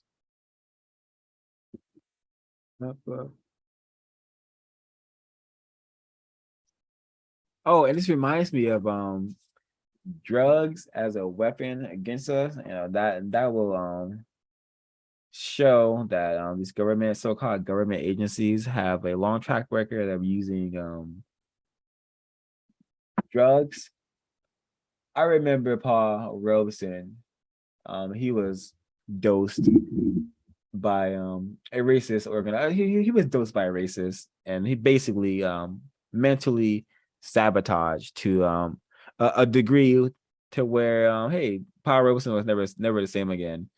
And I don't have the precise information, so folks should do their own research. But I recall hearing that on some audio recording that some powerful racists, just if you're a racist, you're already powerful. I don't even have to say powerful. But some racists said that they did a number of things to Huey P. Newton. They did a number on him, and they made Huey P. Newton a person who apparently was doing the things that he was doing after they tortured him. So mind control and using acid and psychedelics to drug and brainwash people, very common. Actually, this MK Ultra is such a popular thing. At one point, it was that there was a experiment that I know that they did where they would have prostitutes on the like pretending that they're going to be like picking up Johns, and then the prostitutes would be working with the CIA, and they would be dosing their Johns, and then on the other side of the in the motel room or the hotel room where the mirror is actually a two-way mirror where after the Johns have been dosed, they're being observed by the racist scientists. So yeah, this is yeah. So when he asked, would the CIA and other intelligence agencies be restrained morally or ethically from inflicting such trauma? First of all, I don't know what ethically means, but no, they won't. No, racists have no problem committing atrocities against people, animals, nature. Hey, even if the creator possibly, if they could get their hands on it. But I may be digressing a little bit. Let me continue. Page 16 from the introduction. Let me see what my. Alrighty, so the question I have written here is this what was done during the chattel slavery phase of white supremacy? So let's have it. Let me read here. It says, wait first. Yes, let me read here. George Esterbrook was clearly convinced that that was indeed the case. He claimed that once a person's core personality had been split, it was then possible to control one or more of the outer personalities without the conscious awareness of the primary personality. So when white people are first making us into slaves, and that they first, disassociate us from our original personality, whatever that may have been, they make us into these creatures that they called slaves and Negroes and Negroids and niggers and whatnot. Did they make us into these through some through what can be called, torture, domination, and mind control? Continue with the text. This process, according to Esterbrook, allowed the intelligence community to create super spies, unwitting agents who were willing to follow any orders unquestionably. Among other duties, these super spies made ideal careers since they could be fed sensitive information while in a controlled dissociative state, and therefore have no conscious awareness that they were transporting important data.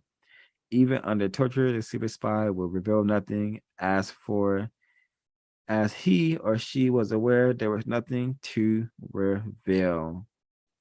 So just, racists are very crafty. And it's just it's just a lot time and energy trying to actually produce. We heard from George Whitley, and that may not be his name, but watch the documentary Mission Mind Control. But the very first beginning of this broadcast, white people are attempting to find out ways to control a person's will. And here again, they are attempting to do the same thing in order to continue their business, but very, very crafty. Like who even thinks in this manner? Well, a racist does, of course, but they have so much power already that they can just, it's not hard. They can just, pay someone to do whatever they want done. But the Yurugu is so paranoid, possibly, so paranoid of everything, possibly, which is why it must always be in a constant state of gathering arms and gathering intelligence against everything, because the threat is everywhere. Because the threat is everything not white, and most things on this planet are not white. So is that why they're attempting to get super spies? Because hey, they don't want no trust. There's no trust. Only thing they trust is the system, not each other.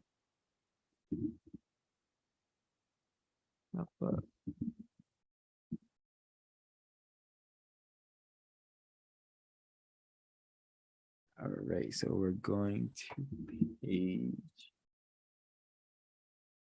16. Let me see. Have any notes here?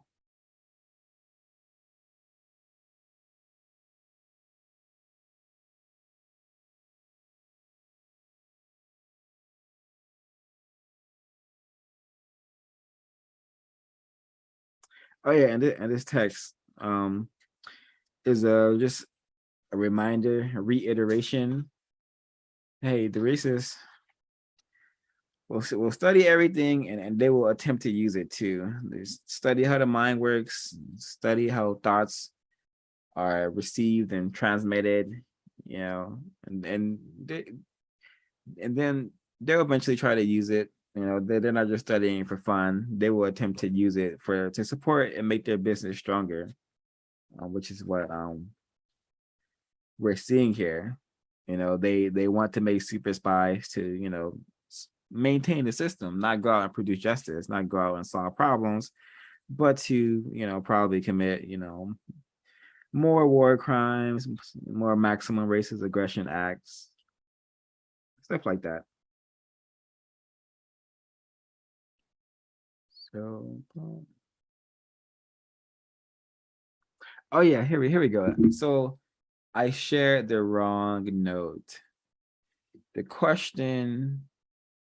Oh no, I'll just ask the question again because it fitted there earlier. But the question again is this what is being done to Black people now, and is this what was done to us during the slavery, the chattel slavery phase of white supremacy? It says here, and this is page 18 of the no, my bad, page 17 of the introduction. Esther Brooks shied away from the details, only alluding to the severe psychic torture that is required to split a person's core personality and then exert control over the altered personalities that are created. The trauma is often referred to as euphemistically as a form of hypnotism. In one passage, for example, Esther Brooks noted that multiple personalities are caused by a form of hypnotism in the first place. We will see that the emotional shock produces exactly the same results as hypnotism. Later, he came a little bit closer to the truth. Multiple personality can be both caused and cured by hypnotism. Remember that war is a grim business. Suppose we deliberately set up that condition of multiple personality to further the ends of military intelligence. Still later, he came even closer. Everyone can be thrown into the deepest state of hypnotism by the use of what I term the Russian method. No holds barred, deliberate disintegration of the personality by psychic torture. The subject might easily be left a mental wreck, but war is a grim business. So, during and before so-called chattel slavery, we have Black people subjected to what I would call psychic torture, watching so-called brothers and sisters and mothers and fathers being maimed, being raped, and you being forced to rape them or them being forced to rape you, all in an effort to mentally break you down and possibly destroy whatever personality, whatever mind you had before you have met me, the white supremacist, the racist who is now waging this race war against you. That is definitely psychic torture, being encased on a boat and maybe wondering if you're gonna get fed to the sharks, or maybe hoping to get fed to the sharks, because that'll be your escape out of the feces-filled and misery-ridden place that you're in, due to the racists who have captured you now and now have started their mental conditioning of you, or making you a slave, a person who's going to become very familiar with chains and locks and beatings and not being able to think what you want to think and say what you want to say. That is definitely psychic torture. So yeah, the contextualizing this text with what's been done to Black people, I can understand that. Yeah, we are definitely still in some sort of hypnotic state under mind control and dominated. However, I can explain the problem in so many ways, but the problem remains that white people are not only in charge or in control of us, it seems, but in control of our minds. They have the ability to greatly influence what we think. And if you influence what a person can think, then their behavior is pretty much plotted out, I suspect. But you're very tragic, very, very tragic. Yeah, I don't think Asher Brooks is aware that the psychic torture was taking place during the what they call the Middle Passage sometimes, transatlantic slave wars, just the race war, just white supremacy, racism, honestly. So this ties in exactly to what I just said, also from page 17. Decades after the publication of Esterbrook's seminal work, another psychiatrist hypnotist by the name of Paul Revere wrote an obscure book entitled Brainwashing and the Courts, an expose on capturing the human mind. Verde's manuscript began on a promising note with this acknowledgement. It must be accepted that brainwashing is now being used here in the United States by devious persons with personal gain in mind. Unfortunately, the author followed that bold proclamation with a woefully inaccurate accounting of who those devious persons might be. He did, though, provide a reasonably good description of the process of mind control, although Verde, like extra books, did not use the term mind control. So Verde, he goes on to explain like mind control in a super more scientific manner. But the main important thing here is the title of his book, Brainwashing and the Course, and an expose on capturing the human mind, which the racists have done and they've mastered long ago. And the racists are aware of this. The racists know what the other races are up to. This is a document that shows examples of psychic torture, mind control, or at least the process that these possibly CIA agencies were doing on people, the methods they were using to break a person down. So and this is a document that is distributed from law agencies in the U.S., so-called U.S. Department of Justice. So we have and they say in this document, I've gone over this document in our Halloween broadcast. Find it if you want a better or just find a document. Email me or post and I'll find a way to get this document to you. Anyways, this document, they admit that yes, this is a problem and it's being conducted against children, and and this is what they're doing. They have the techniques and tons of stuff. They go over how they break down the minds of the cult initiate, the victim of mind control. And they have here, we're gonna get into this force, like just the various forms of psychic torture. Many of these things have happened to Black people every single day during chattel slavery and this race camp known as Planet Earth. A lot of these things are still probably taking place against Black people. But yeah, I'm gonna come back to this document when we get to that part. But we have here, here we go. General physical torture, mutilations by marking, Black people, ritually. It was a racist tradition of brand your slave, brand your person that had dark skin that you called a slave. You were a white person practicing white supremacy in one of its most grotesque forms, chattel slavery. But yeah, I'll come back here when we start talking about satanic ritual abuse. This document. Oh yeah, also extra books. I said it earlier, but I'm gonna read the whole part. Page 17 again. War is indeed a grim business. The race war he's talking about.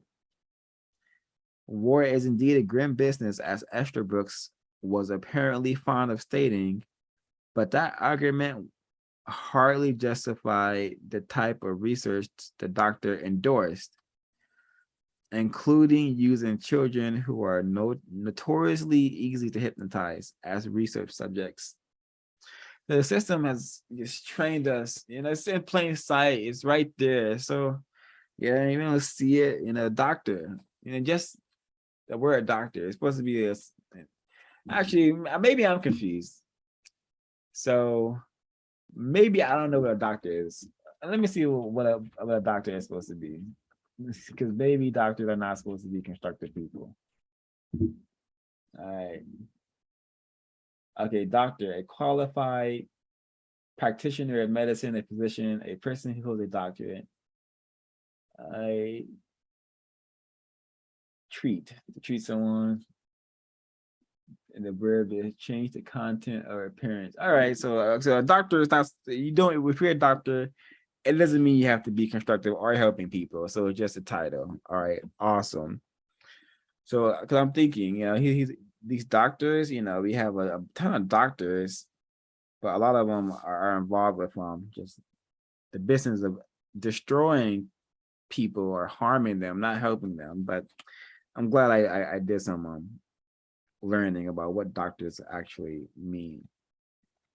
But yeah, Books bragging about his knowledge that he has about hypnotizing and brainwashing people, understands that children are largely victims to this brainwashing, mind control situation.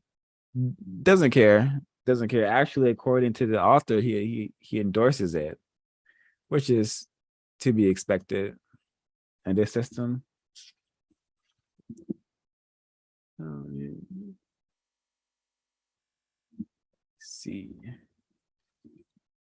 what notes I have for this section. Oh, before actually, we're almost there. So yeah, here we're gonna get there. We're just, a lot of this ties into the 2022 existence of non-white people. So page 18 of the introduction, Verder went on to explain that in order to achieve truly lasting states of brainwashing or mind control, it is necessary to subject the victim to profound and deep emotional states. All right. So have non-white people been trained to be highly emotional? I think so. Has that been deliberate? I think so. Continuing with the text. The recommended emotional states are fear, shock, and anxiety, all of which have an intense disinhibitive effect on the human brain. Even more effective is pain, because according to the eminent neurologist Dr. Wilder Penfield, sensations of pain from the muscular sensory system enter the subcortical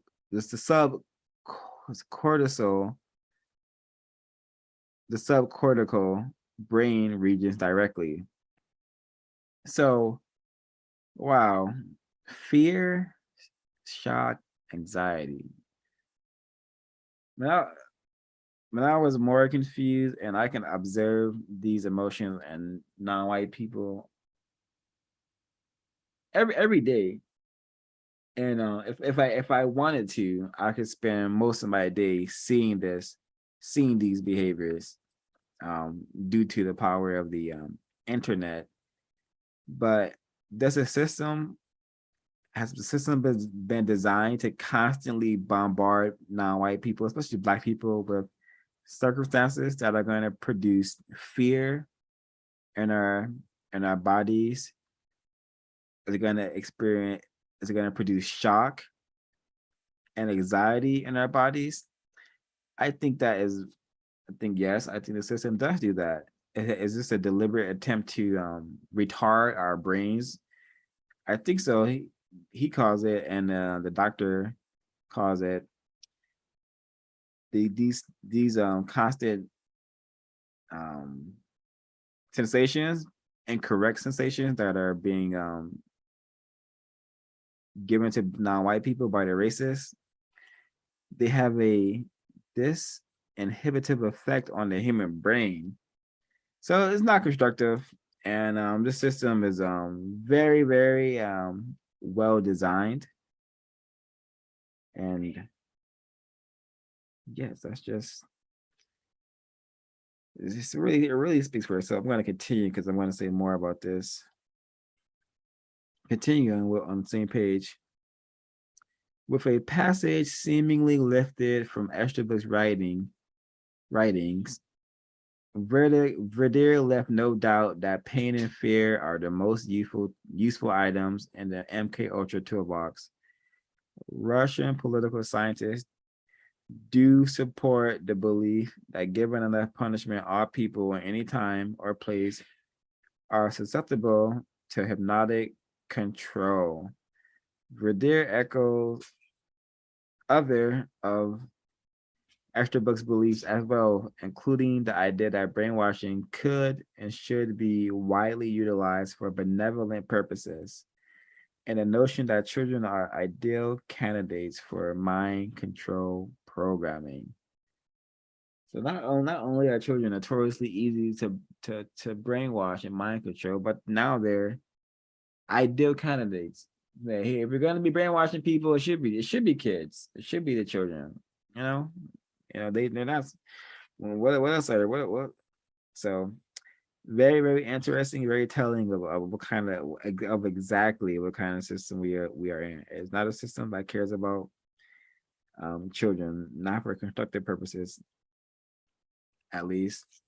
And also another Yurugu moment, another way we can understand the Yurugu, because it says, hey, we can utilize brainwashing for benevolent purposes. Now, I thought benevolent was supposed to be something constructive. Let's see what benevolent means, because yeah, still learning. So benevolent is supposed to be well-meaning and kindly. Wow.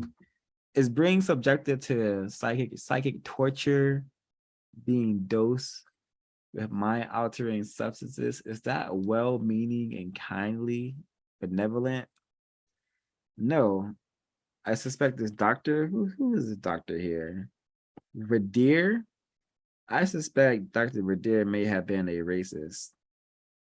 A quite intelligent, insane, well thought racist.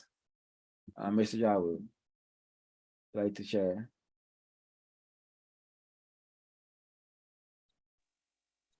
Thank you, sir. Very fast. I wasn't trying to disconnect what you were saying, but you said something very pertinent. You're talking about these doctors, and I'm sorry, just pardon me, just go ahead. I'm sorry, please. Sorry. Oh, no worries. If it comes back, just jump in. Yeah, so I get. So yeah, Verdier, these doctors, highly suspect that they are even bold enough to document what they said about mind control in children. But then again, we had Alfred Kinsey. He was literally having experiments and studies where children are being raped, like clockwork. So we shouldn't be surprised by Verdier's sentiments on what should be done with the children, and that we should use mind control for benevolent purposes. It just reminds me of the famous just racist mindset. You know, we have to kill you to save you. We have to destroy you to help you. You know, we want to save you from communism, so we fucking blow up. Oh, off code. My error. I didn't mean to curse. But I'm a deranged. I've been made deranged by the system. I did not choose to be this way. Anywho, we're gonna destroy communism. We're gonna go help all those yellow people in Vietnam from communism.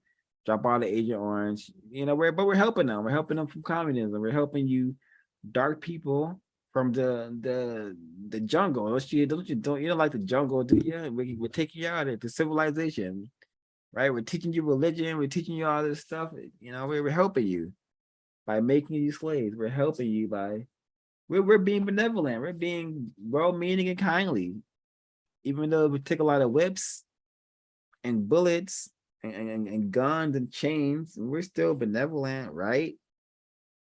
And right. And Mr. Yahweh, please share. Sorry about that earlier. I had a lot of windows open. I was trying to find it. So as you're talking about Werther, you know, in this entire book, I've been doing, you know, just researching as you went through the text. And I found this book that I'm going to drop it. This book and another one in the thing, but it's Dr. Delgado, right? Dr. Jose Delgado, a professor at Yale. This is years before Werther came out with Brainwashing and the Occult. Jose Delgado came out with a book called Physical Control of the Mind Toward a Psycho-Civilized Society. And that was one of the big influences on Werther's book, Brainwashing and the Occult, Exposing and Capturing the Human Mind. That's what you say. Sorry about that. I mean, no, can you please read that title again? Because that is an interesting title. I have found some. That's why I came early and I, you know, kind of stuttered because I have so many windows open as you're talking about this text and you know, and it played, I'm just opening up windows. This book is by Dr. Jose Delgado, professor at Yale Medical, published by Harper and Row. The book chronicled Dr. Delgado's research funded by the CIA, ONI, and Air Force Intelligence into behavior modification through electronic brain implants and radio waves. In the last chapter entitled Toward a Psycho-Civilized Society, Delgado outlined his dark vision in a society based on mind control. A few years later, Dr. Paul Werther published Brainwashing and the Coast as an expose on capturing the human mind in 1977. So I just wanted to drop that little bit of, you know, where things come from. You know, we're trying to track down the mind of the Urugu here. So right before that, Jose Delgado dropped a nice piece of book, and I found another one that I will not talk about on this platform. Thank you, Mr. Yahweh. And this Jose, this Jose Manuel Rodriguez Delgado, yes, see the races, even though they sometimes speak a different language, come from different areas of the world, they are working together to make their system stronger. Because he's a so-called Spanish person. Spanish, what's the Spanish? It's code for white. So I appreciate you sharing him because he's a white person from across the ways. You know, I just sent you the article I was reading from. I didn't mean to cut you off. I'm sorry, sir. But I just sent you the article to your WhatsApp if you want to, you know, drop it in or something. But it's very revealing. Yeah, of course, CIA funded. And what you said, thank you for sharing about Jose, because you know this study, you know, I come from a highly terrorized race unit. Everyone in my existence, and everyone of kin to me or related to me is also a victim of racism. So we've been very terrorized, and I have a grandpa who was subjected to electromagnetic shock therapy, And this was told to me by my victim mother, who definitely would not lie about this. So he was subject to this, and I wonder, is that possibly why, at his later years? Well, actually, not even in his later years, because my entire existence, he was never all the way there. He was always, just mumbling to himself, rambling on about stuff I couldn't quite comprehend. Probably because the racists did an excellent job at sabotaging my so-called grandpa. But yeah, we learned about that. We learned about that, and body keeps the score. Electroshock therapy being done on veterans. My grandpa was a so-called veteran of the United States of US of A. Anywho, very, very significant that we're reading this text, and I hope it is of constructive value. And greetings to Miss Ende. Miss Ende, nice to see you on the program, and greetings to CE. Don't know what you're gonna have to explain what that term you put in there in the chat is. I'm not even gonna say it, 'cause I don't want to cause any confusion or have to do my so continue with the notes. Oh, we're on the are we at the page yet? No, we're almost there. We're almost there. So I do have some of the footnotes highlighted. Let me just read those. Dr. Panfield was, and this is for page 17 again. Page 18 of introduction. I hate Roman numerals.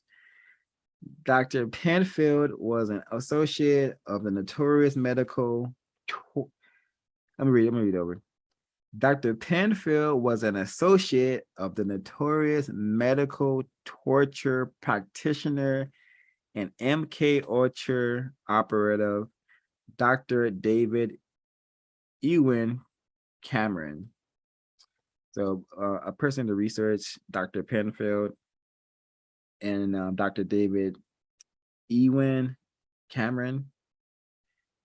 And another footnote I have highlighted on this page, the final chapter of Radier's book entitled Benevolent Brainwashing and the Future contains the following recommendation. The process of brainwashing could be used effectively and economically to solve many of society's pressing human problems, which until now have seemed virtually unsolvable. So, two suspected racists from different parts of the planet created documentation that, hey, we gotta use brainwashing to control the future. What are we doing? We're sleeping on this awesome technology, because they see this as a technology, I suspect, just something they can use to support their system, control their subjects. But very, very fascinating. And again, there's nothing benevolent about attempting to subvert the thoughts of a person. Come on, it's absolute incorrectness. Super evil.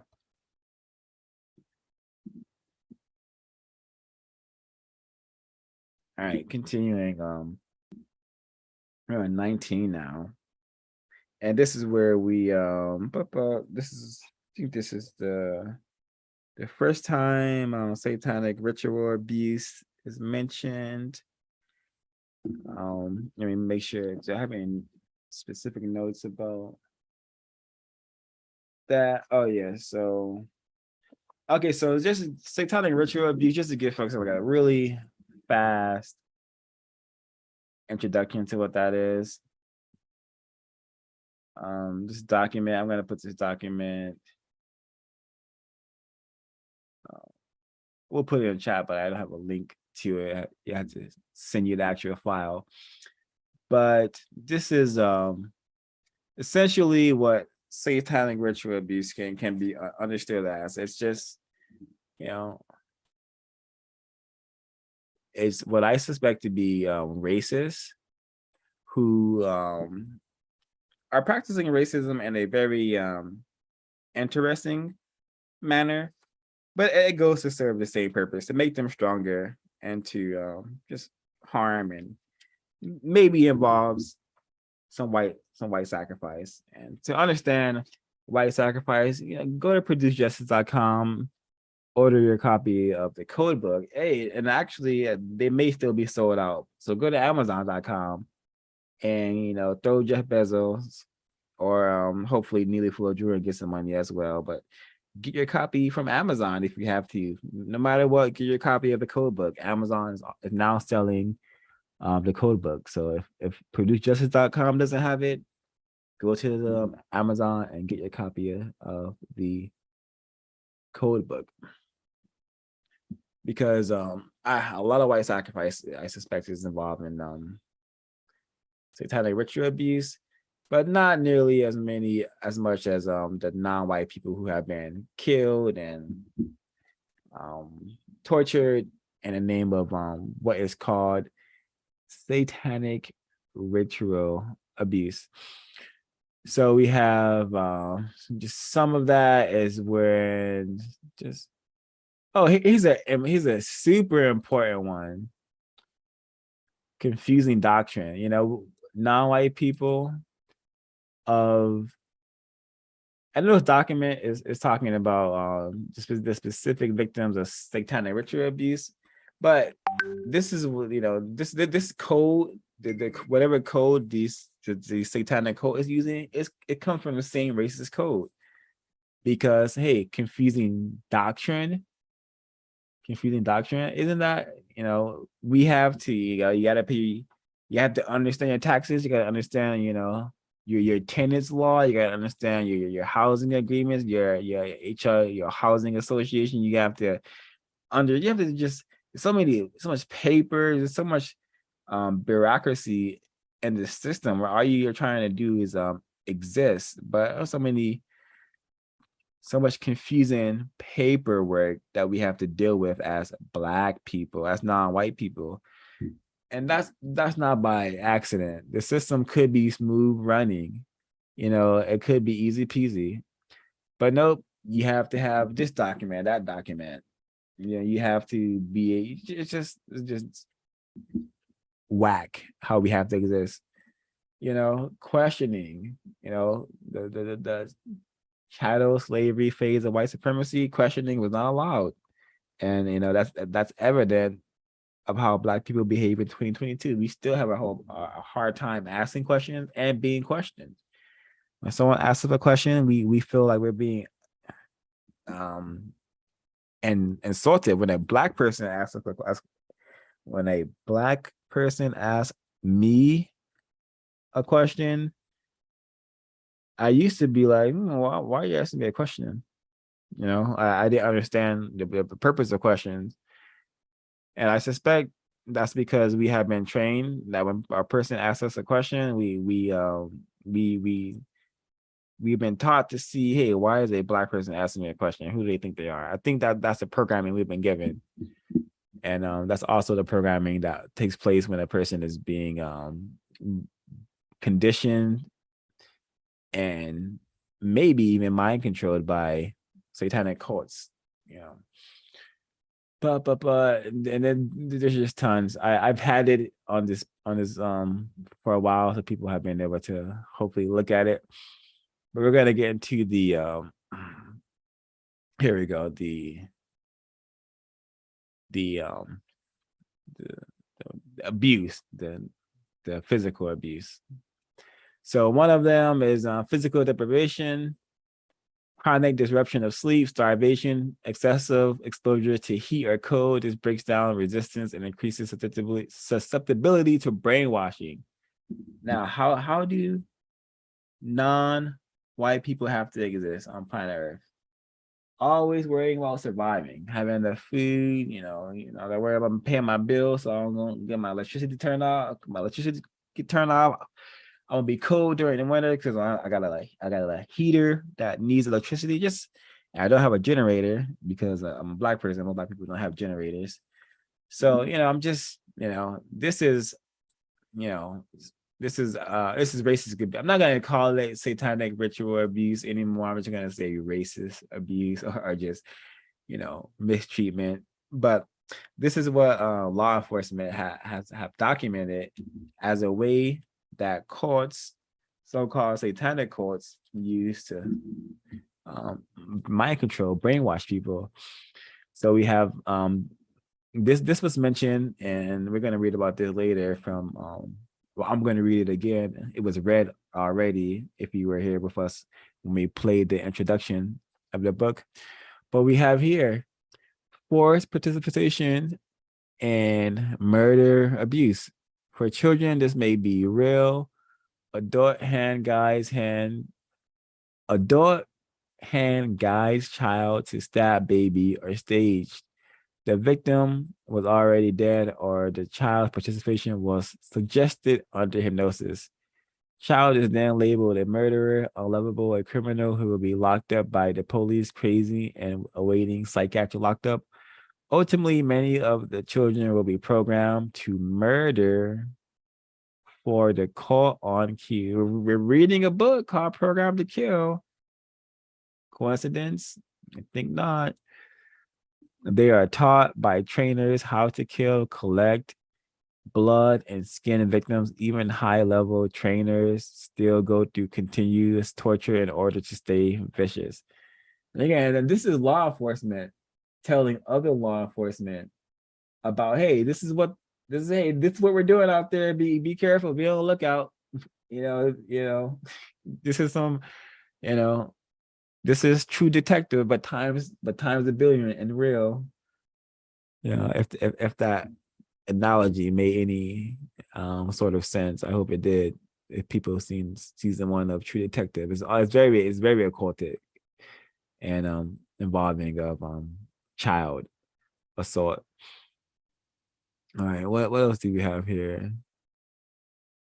You did this one already. Drug abuse. The most potent drug on the planet is the drug of white supremacy. So yeah, here we go. Right here. This is one I wanted to read because it just reminds me of just a very common tradition and practice racists have been known for. So it says forced eating of flesh, excrement, and other fetid material. This is routine and is generally force-fed or given to child as a trick. Concealed as something else after the child has been starved for days. Ritual meals of blood, flesh, semen, urine, etc. are consumed by all cult members during sacrifices to Satan. These are commonly accompanied by nausea and vomiting. It is quite common for survivors to be very suspicious of food in general and to avoid many food types due to color or texture. Some survivors seem anorexic and others eat compulsively, eat to combat taste memories. Man, imagine being so traumatized, you have taste memories. Oh, boy, if you're Black, you don't have to. It's called intergenerational trauma, and a lot of Black people have various I'm gonna call them just weird, just things about them involving their taste and food that's unique. Our taste buds are very unique, and some of us won't eat particular items, particular things, maybe because of this thing called intergenerational trauma. Maybe somewhere down the line on the plantation, one of our ancestors had to eat a body part of one of their fellow slaves, one of their fellow prisoners, because that was very common for a racist man, a racist woman, a racist child to chop off a flesh of to chop off a piece of flesh from a Black person and make another Black person consume it. This is a very common form of torture and how to, just mentally destroy a person. You have to mentally destroy a person to rebuild them in the manner that you want them. So it seems like the satanic races are just taking notes from what their ancestors did to us. You know, it's just nothing new. Just it's been refined. It's been refined. It seems. So that's a bit of that. If you want this this document, you want to do some more study, please do not hesitate to reach out to counteringrws@gmail.com and you will receive this document. It's counteringrws@gmail.com. I'm putting it in the chat right now. All right, and this document is very lengthy, tons of information, tons of hey, you want to learn about racism, what it is, and how it works. It even has the oh, it has the holidays on here too. But I went over these. Find our study on Halloween, and you will I will give further information on these holidays and what they mean. But David McGowan mentioned. Let me find it real quick. He mentioned something very interesting. Yes, it's in the footnotes. It's in the footnotes on, let me see. It's on the footnotes on page 20. And it says here, so he's talking about a study. I think no, it's a report.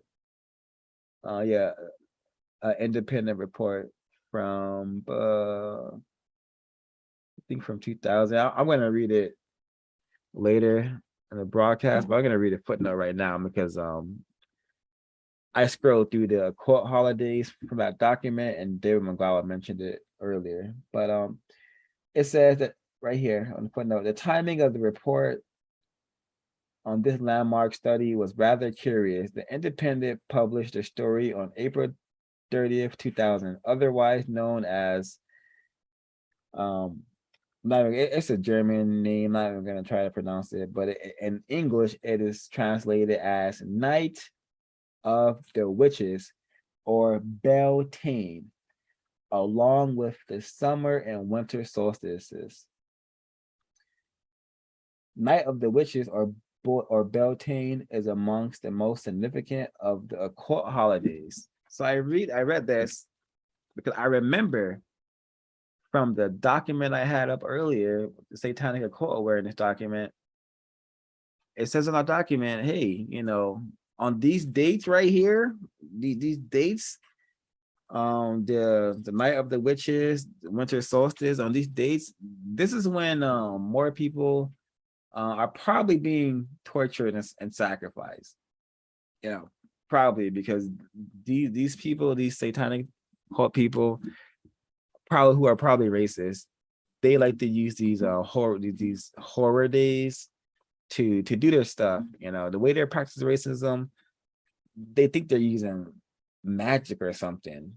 Anyway, it's a real bizarre racism, but it's happening, and we should be very motivated to understand it in order to eliminate it.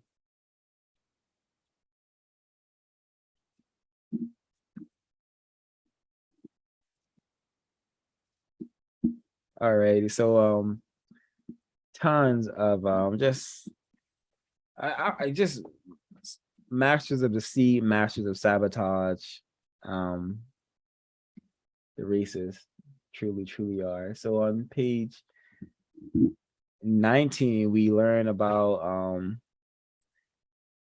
Paul and Shirley Eberler. Yeah, I can't read these names too well, and can't read too well in general, but I'm still learning. But anyways, on page 19, we have here. But actually, before I get to Paul and Shirley, I want to read a little bit more about Radier. It's from the same page. The actions that Radier predictably attributed to brainwashing communists precisely mirror the stories that have been told repeatedly by self-described survivors of ritual abuse. These victims speak of receiving frequent death threats directed against both themselves and their family members. They speak of also having those threats reinforced through their forced witnessing and even participation in the killing of others. So we have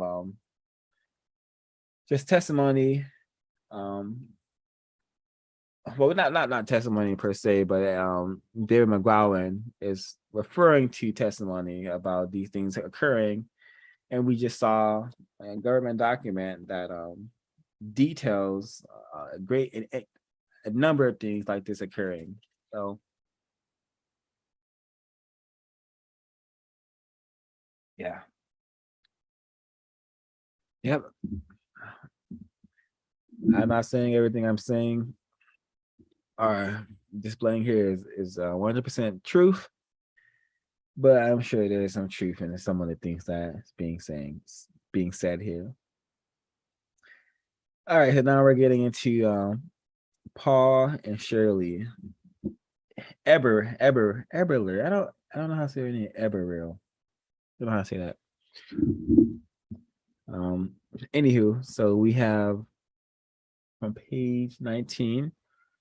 There has been a tremendous amount of energy expended to discredit all such stories, referring to the document I showed to you all.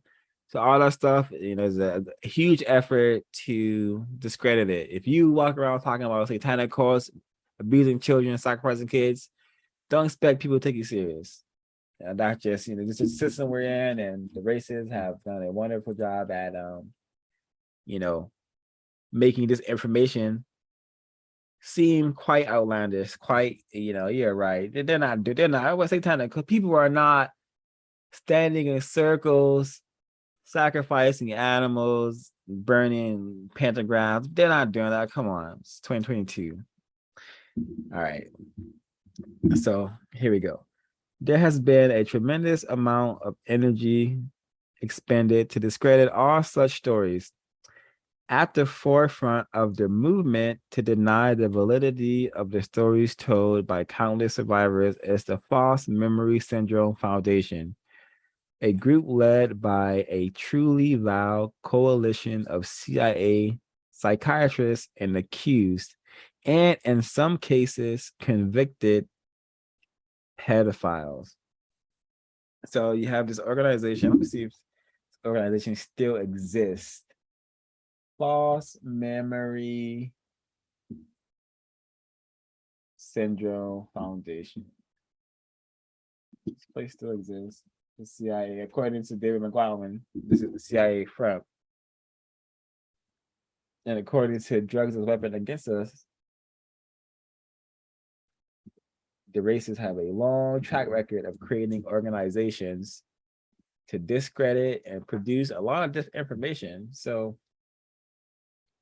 yeah, it seems like this place, this organization is still functioning in some manner. And hey, if you want to like see what the so-called CIA are saying about it, you can check it out right here on their website.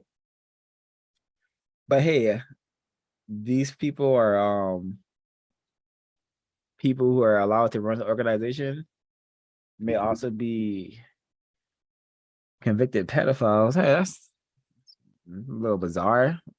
She seems very suspicious as well. Actually, it's more suspicious than it is bizarre. But continuing on with just the disinformation and just the super in your face. This is in your face. If the information is researched and verified. And David McGowan, if people research David McGowan and you do some investigation and you find his website, you'll see that this is a real serious suspected racist journalist. He was not just cranking out any old anything. He has footnotes. He was very what I would call studious. And so yeah, I don't think he would have put this up in here if there was not a lot of information backing it. Continuing with the text, also playing a key role in the movement are Paul and Shirley Iberil, the authors of a purportedly authoritative book entitled The Politics of Child Abuse. The Iberils books attempt to lay the blame for virtually all child abuse accusations and prosecutions on overzealous prosecutors, therapists, and parents. Their argument might be a little more credible, however, if the Iberils themselves were not known to Los Angeles police as distributors of child pornography, a fact that media outlets conveniently and rather consistently ignore while touting the Iberils as authorities in the field of child abuse. Wow, that's fascinating information. Racists are crafty folks and just tacky folk as well, because this is, if races are going to investigate other races possibly, so don't have if you're trying to convince people that you're not if you're trying to convince people or produce information that is going to convince people that child abuse is not what it actually is, maybe don't be a child abuser, and I did just a tiny bit. I just looked up their Wikipedia page, Paul and Shirley, and their publication, just the first publication, is highly suspect if one is familiar with just the core and how they will code various incorrect things involving area 8 and children. They will code these things in their books and whatnot. So one of their publications, Paul and Shirley Iberil, haven't read it, haven't seen the cover. I just see the title, and it's highly suspect to me, this title. And it's called The Adventures of Mrs. Pussycat. Actually, let me bring up, let me see, because is this a kid's book? If this is a kid's book, that's just icing on a cake right there. Let me see if it's a kid's book.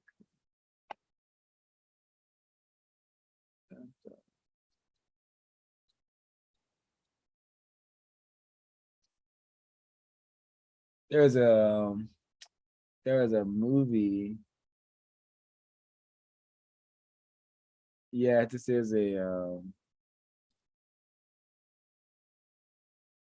some sort of children's book.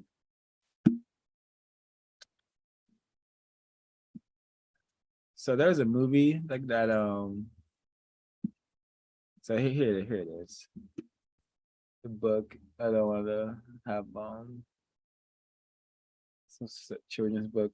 There's a movie. I forgot what it's called. It could have been called Running or Raging. I forgot what it's called, but it involved a white man who starts taking care of this white child, and this white child gets kidnapped by a racist man and a racist child, and they have they're doing child pornography, and they're making child porn and whatnot, and they're like selling it and whatnot.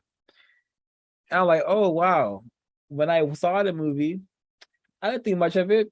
I didn't think that was a very common thing going on around the planet. Racist man, racist woman, racist child working together on this business of child pedophilia. I did not know this was taking place. But I haven't even thought of the movie except for when I was reading this part right here and thinking about Paul and Shirley Iberil, who are alleged child pornography distributors. So it's just it's not a pleasant place for Earth.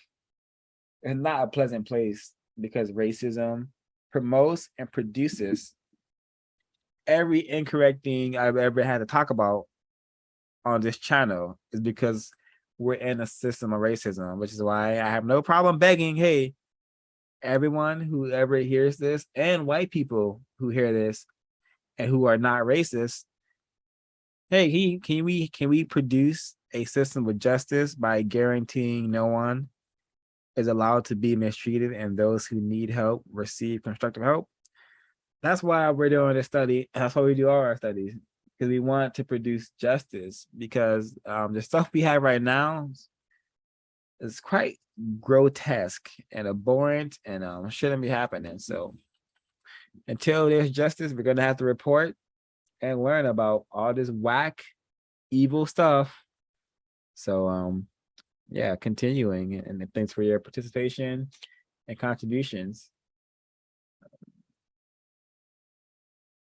I'm gonna get to the chat after I cover more of my notes. I forgot to say this earlier, but pain and fear, we talked about it. Verdir talked about it. Body Keeps Score talks about it, but pain and fear, those sensations, pain, fear, that is how the races have conquered and dominated the minds. That is how they have conquered and dominated people. Using those two things, pain and fear. And I may be wrong. And I'm also deception. Deception has played a large role as well. Mind control is a incredible form of deception, especially the kind of mind control the races are trying to produce here in this text that we're talking about. They want a person to be able to complete a mission, like an assassination mission, and not even know that they have completed it. Not even know they've done it. That's the kind of deception that they're trying to get at. And me saying that allows me to understand the deception given to us. They have made us victims, but the mind control is we don't want to say we're victims. We want to pretend that we're everything but victims. We even get mad when someone targets the mind control, targets the deception. When someone says, hey, we were victims of racism. I'm not a victim. That's the programming. That's the mind control being targeted. And it's so powerful that, hey, the response is, I'm not a victim. I'm not a prisoner of war.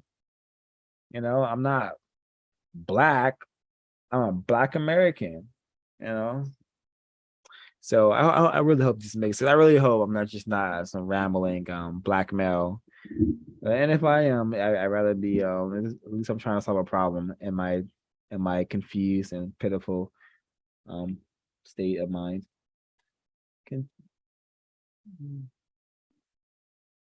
So we have here. I think to reiterate, Paul and Shirley Ibero, I think these people may have been pedophiles, and I think their first publication, The Adventures of Mrs. Pussycat, I think if people were to read that, I'm pretty sure it's heavily coded and one could probably learn a lot from it. And allegedly famous and notorious in Los Angeles, my home race camp. But continuing. Also on page is this again? I hate Roman numerals. Page 19. Contrary to conventional wisdoms, claims of ritual abuse are certainly not a modern phenomenon. Such claims have actually been around for quite some time, and they were even given legitimacy by no less an historical figure than Sigmund Freud. Over 100 years ago, Freud recognized that abuse was likely the primary cause of the psychological problems he observed in his female patients. So, I'm not gonna read all of this part because it's quite lengthy. Essentially, he's making Freud detected the pattern that hey, the people who come to my practice and who have been, you know, severely sexually abused, super brutalized, they're having like, you know, they having personality like disorders or something. They have these grand disillusions, these grand disillusional experiences and whatnot. Basically is what he's getting at. And then David McGowan ties this into jeez. And David McGowan ties this into satanic ritual abuse and satanic occults actually being around for hundreds of years. He says as far back as the 1600s, people were being you know, sacrificed for various purposes. He actually says here, I'm actually gonna read it and then say my notes on it. We are now on page 20 of the, oh no, actually no, I went I actually read that. We're on 20. We're on 20. Okay, so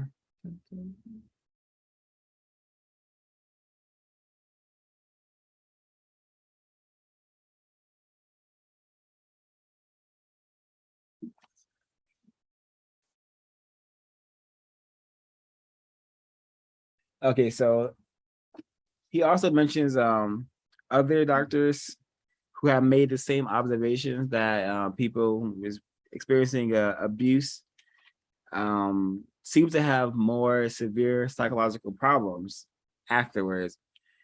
And and what's interesting, maybe I'm glad I'm fumbling so much because I'm able to think more. But this document right here, this satanic cult, it's called satanic cult awareness. Here it is. The satanic cult awareness document.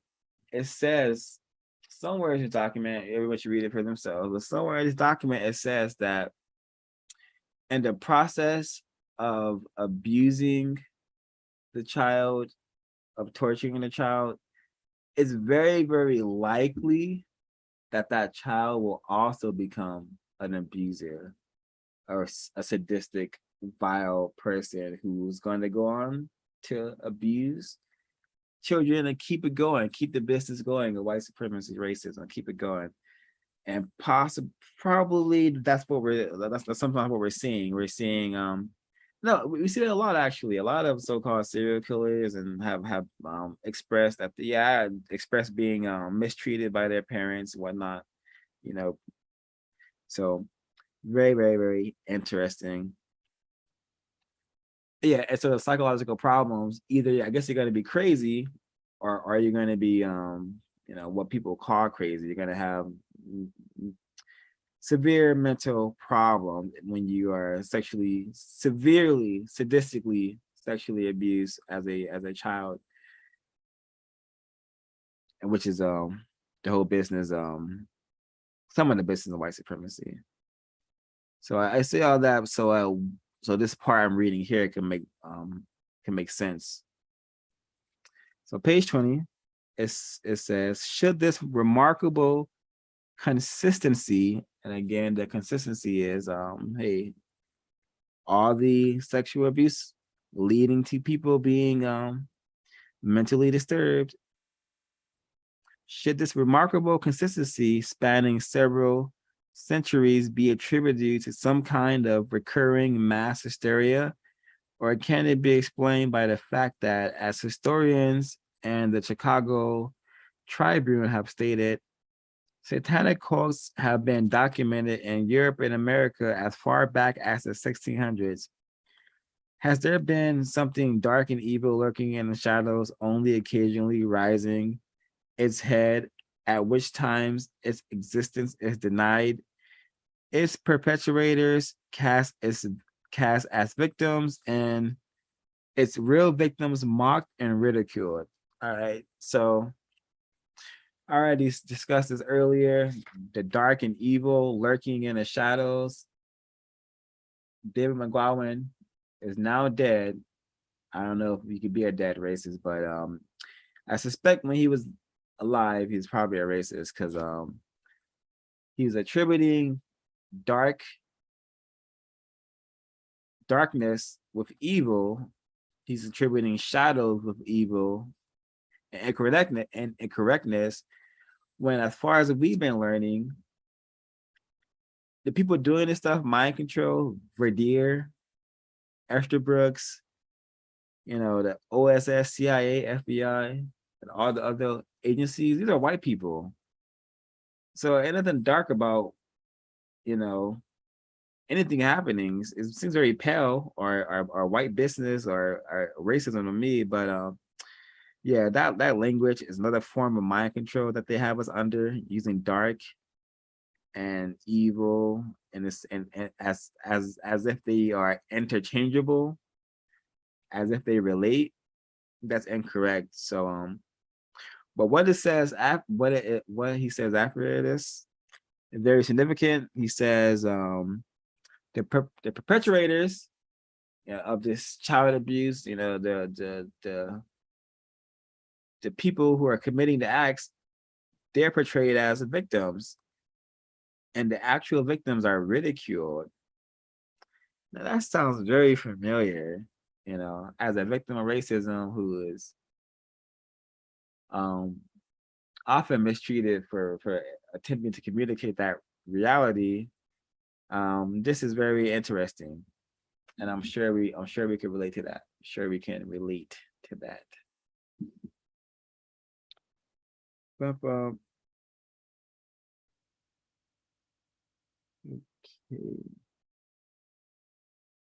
Yep, we live in we exist in a system that's what it does. The system makes white supremacists the victims. They have a giant victim mentality, huge victim mentality. They must be the victim, and we are strong, independent people. We're free. That's definitely a massive form of deception, confusion, mind control. So yeah, yep, I'll read this part too because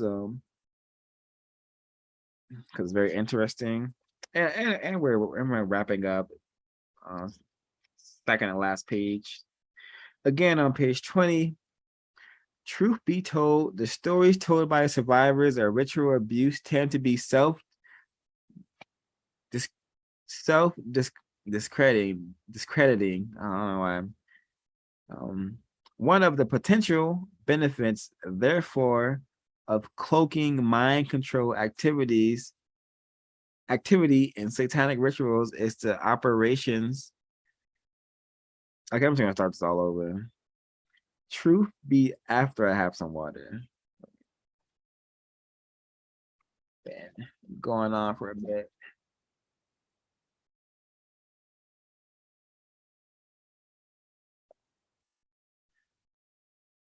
All righty. Truth be told, the stories told by survivors of ritual abuse tend to be self-discrediting. One of the potential benefits, therefore, of cloaking mind control activity in satanic rituals is that the operations are largely immune to disclosure.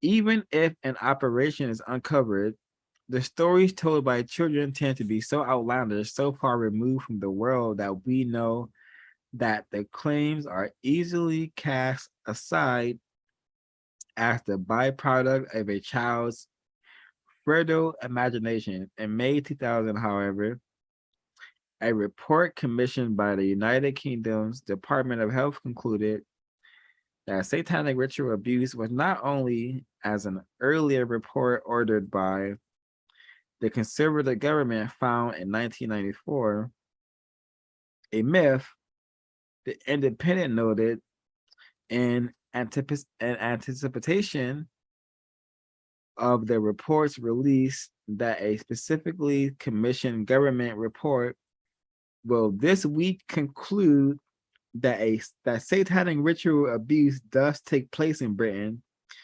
It will say its victims have suffered actual abuse and are not suffering from false memory syndrome. One of the primary authors of the controversial report was therapist Valerie Sennison, who reportedly had personally treated 126 survivors of ritualized abuse.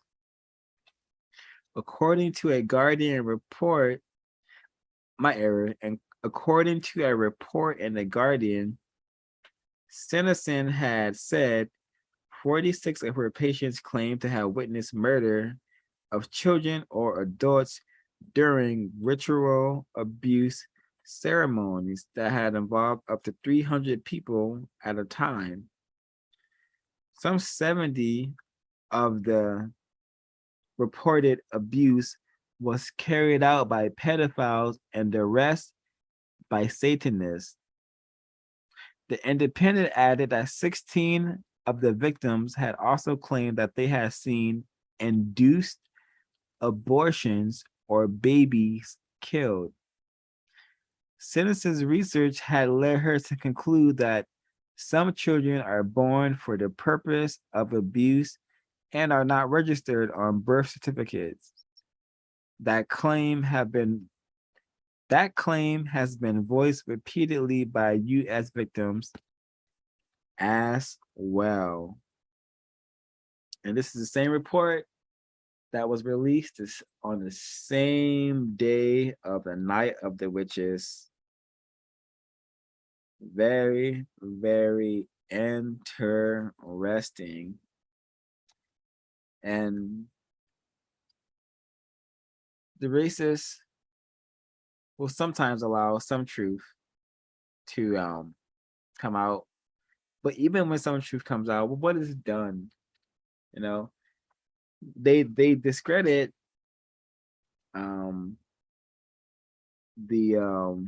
they say, hey, false memory syndrome, these people, they're not suffering from some false memory syndrome.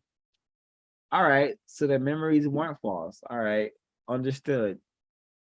Are we going to go after the people who produce these very real memories of people being harmed, killed, sacrificed, whatnot? And we're going to do anything about that? We're going to find out in chapter 1 that no, not going to do much about it. And when we do stuff about it, it's going to be suspiciously a poor effort. You know, children are going to go missing that could have been saved if, you know, race soldiers maybe put a little more effort and, you know, following through on, hey, I think this guy has a dungeon under his house where he's keeping children. Maybe we should check that out. So we're going to learn about stories like that are taking place. But in this report, something interesting caught my eyes. It says here that it said 46 of her patients claimed to have witnessed murder of children or adults during ritual abuse ceremonies that had involved up to 300 people at a time. Now that sounds like some sort of study to me. It sounds like it has a lot of participants and variables that are being probably observed. So I think it's very possible that the CIA has organized and created various, you know, satanic cults so they're able to conduct experiments. Okay, how are people going to react? How is the mind going to react? How does a group react to, can we mind control a group? Can we Jim Jones a group? Mind control? I think David McGowan has definitely done a interesting job with this text. Very interesting so far, and I'm definitely interested to keep it to show you all the next chapter that it's really going to be terroristic and tacky and vile. But hey, I didn't make this problem. I'm just trying to get it solved as soon as possible, man, sir. But yeah, this is the system. Where's the system that we are in? This is things that are happening, have happened, will continue to happen until we can do what should have been done before we got here. So, my final notes are,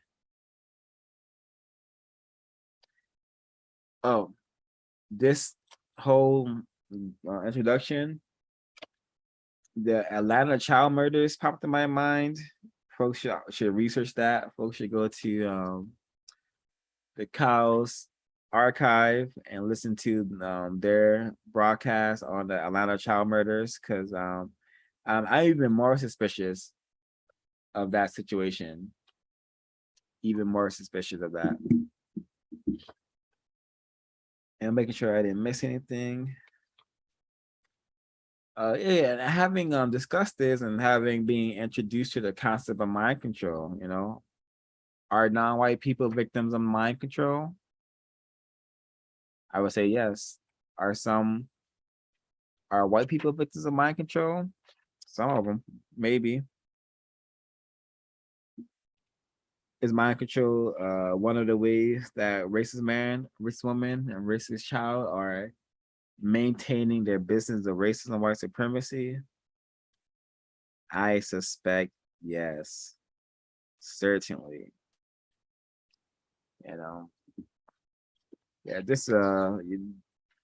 information in this book, I want folks to really have access to it. So if you're just joining us, the audio book is we played the audio for the first introduction, and you can listen to it, and then you'll be able to see it and hear it, and do your own research. Do your own research. Is this happening? Is one of the ways the business of racism is maintained? I suspect yes, and we're gonna learn. This book is supposed to be about the politics of serial murder, serial killers, whatnot. How does mind control, pedophilia, serial killers all connect, all relate? Are these things and are these things integral to the system of white supremacy being continued? Does the Yurugu, racist man, racist woman, racist child, do they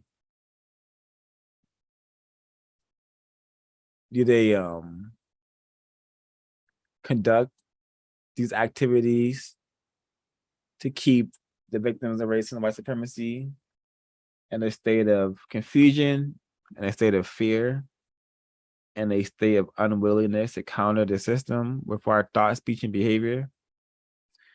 Possibly. I do hope this was a thorough study of the text. We can study every page like I would want to, but hey, that should motivate folks to give it another listen and give it a read.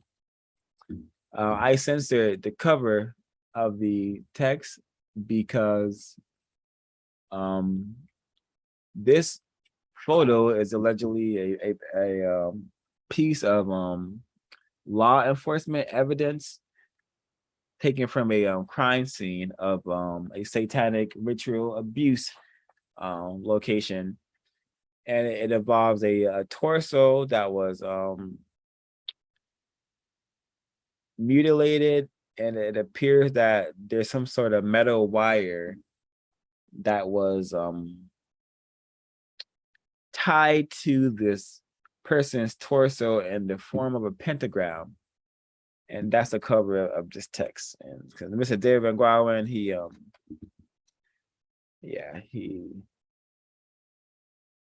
I'm just gonna read the back of the book as well. People may not be able to. You may be able to find a PDF, but it may not have the back of this book on it. But you can find it online. You find it online. So yeah, you find it online. So let me see. Let's see. Greetings, CE. I haven't seen you before, CE. Please subscribe if you have not already, and like and share the information if you thought it was constructive value. I do appreciate you throwing information in the chat. He says, he or she says, look up the Gotthard Base Tunnel Ceremony 2017. Will do. I am putting that in my notes right now. It's interesting. The Gotthard Base Tunnel Ceremony 2017. We'll put that in my notes for later. Thank you. They are very soft, just like the painting at Comment Pizza.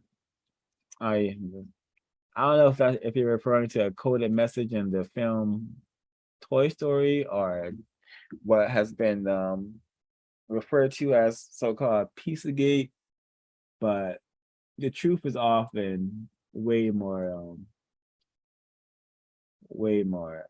vile and scarier and malicious than fiction. Yes, Ende says, I think someone needs to research the depravity of the I'm gonna help you out, of the ages where white people were mostly amongst themselves. It's often referred to as the Dark Ages, but it's just a time where white people were in greater scholar because they were not yet introduced to constructive activities like bathing and soap. That didn't come until some non-white people introduced that to them. But Miss Ende says, I think someone needs to research the depravity of the Dark Ages. Maybe that is when TPONC lost their souls. I don't know. And if you're still here with us, you're gonna have to help me with this. TPONC. Possibly referring to the Urugus, but I'm not gonna try to guess what this acronym means. From Miss Ende, torture was entertainment in that era. I think torture is still entertainment for the racists, but I agree. In the Pale Ages, the age of the Pale Death, the bubonic plague. Yes, that era, very, very, very. Even before that, way before that, even in the era of the Romans, they were torturing each other for fun, making the slaves torture each other for fun. So yeah, it's always been fun, enjoyable in their business. Non-white people being slaughtered or them slaughtering each other, even when they were just them Vikings and berserkering on each other. It's always been fun for them. They have been having so much fun destroying and maiming that, all right, come on, white people, especially the racist white people, you guys have had your fun for thousands of years. Let's just get this justice thing on planet Earth, and you can still have fun. It just can't involve harming people. It's a very simple concept we're trying to get here on planet Earth. Oh, awesome. CE, long time viewer, first time catching it live. Also, now this is a very late hour for most. So glad someone was able to make the late night broadcast. And greetings to the folks who are observing but not participating. Greetings to you as well. Mr. Yawu, is there anything that crossed your mind that you wanted to share?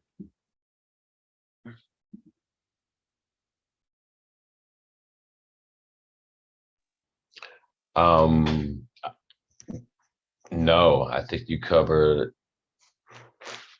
a various plethora of information, and I've been taking notes myself, and I'm still learning. No, sir, I'm good.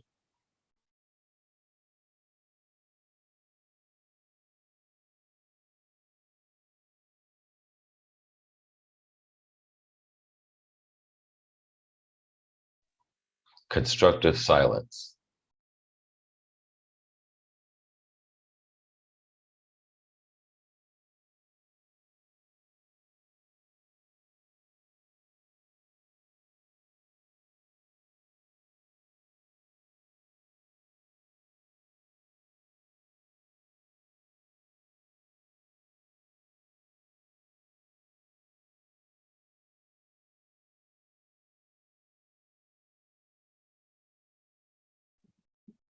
Thank you, Mr. Yawu. I will pick up at the mic.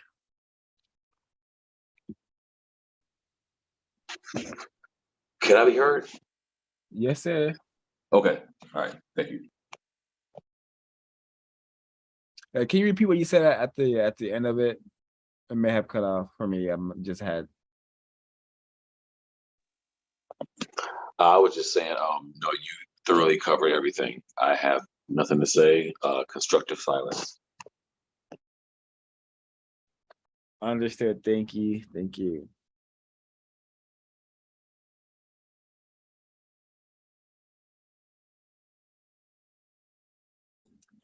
I did mention it, and I did plan to play it. So let me see if I can find it for us, and we will close on this. If I can get to that part.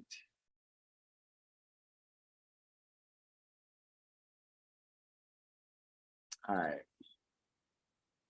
So yeah, program to kill. The system produces this behavior. Austin Sig, I mentioned him. He should be featured in our upcoming broadcast, The Usual Suspects, where we just focus on the usual suspects. All right, so let's hear what this Usual Suspects was up to. And rape, XXX, girls related by a psychiatrist. All right, hold on. But maybe before I play this, let me read from Program to Kill one more time. Program to Kill. All right. So where exactly readers were left to ponder was this alleged photographic evidence showing children with horrific injuries, and where's the evidence of ritual murders being performed? As it turns out, shockingly enough evidence is not that difficult to find, as hard as it may be to believe, especially for readers conditioned to think that all such stories are nothing but urban myths. Photographic evidence of exactly the sort described by a citizen is peddled all over the internet. But with such compelling evidence being widely circulated, many will still be tempted to discount the stories told by survivors of such abuse. So we're gonna have here, just listen to what this race soldier was up to. At his sentencing hearing. He searched specifically related to torture. Girl tortured and raped, girl raped after torture, girl screams in pain, torture, girl tortured and raped, XXX, anime torture, cute girl tortured, raped until death, raping and killing. He also had visited websites related to rape and torture. These included ripherup.com, screamincream.com, cruelnetwork.com, hogtied.com, and bestscore.com. Mindy. It's a long list, and these are the things he's researching to get off, they call. These are the things he's researching these are things that sexually excites him, I should put it. And yeah, this is his normal behavior, or was he programmed to be this way? It could be 50-50, it could be a little bit of both. I just know it's behavior that should not be here on planet Earth, and it's behavior that we should be very much interested in putting it into. Yeah, who else are frequenting those websites he's frequenting? And where are their minds at? Because he was a race soldier, a rapist who consumed a lot of this information, and then he went out and killed, dismembered, and kept body parts of her in his house, similar to Jeffrey Dahmer. Just not as many victims. Still very incorrect. So we'll be back here. We'll be back to cover. Don't know if we'll be doing the full chapter 1 or just half of it, but we will be back to continue this study. Program to Kill. Thank you, CE and Dave, for your participation and sharing information. I will be looking into the Gotthard base tunnel ceremony, and Miss Ende, if you hear this, let me know what TPONC stands for. I could make some sophisticated guesses, but I want to be accurate with what I am understanding you to be saying. And thank you, Mr. Yawu, for sharing, especially what you share that allowed me to just see that black males running around harming each other is an intense form of mind control, and allowing me to present and share with the audience and people who may find this broadcast, hey, a good way to understand the kind of mind control we've been given is that our minds have been replaced with a racist mind, a racist way of thinking. That is how we're allowed to be so foul and vile. That is how we're allowed, and why we're able to go out and harm each other, because we've been taught to think, speak, and act like a racist. When we're talking and so-called slang and so-called whatever, and that's just echoing how the racists used to be. When we are just slaying each other, that's echoing how the racists used to be. So they've definitely programmed us and trained us and mind controlled us. So don't want to keep you out here. It's very late. CRWS will be leaving, concluding shortly. But first, as is one of our traditions,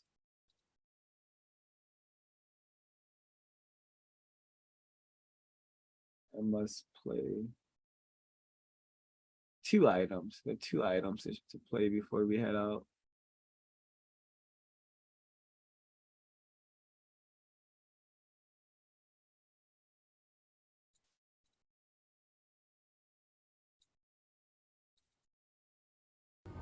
Every single one of them. And not just the men,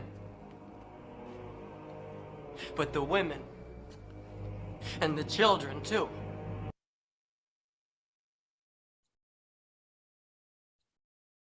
You are alive. No. I exist.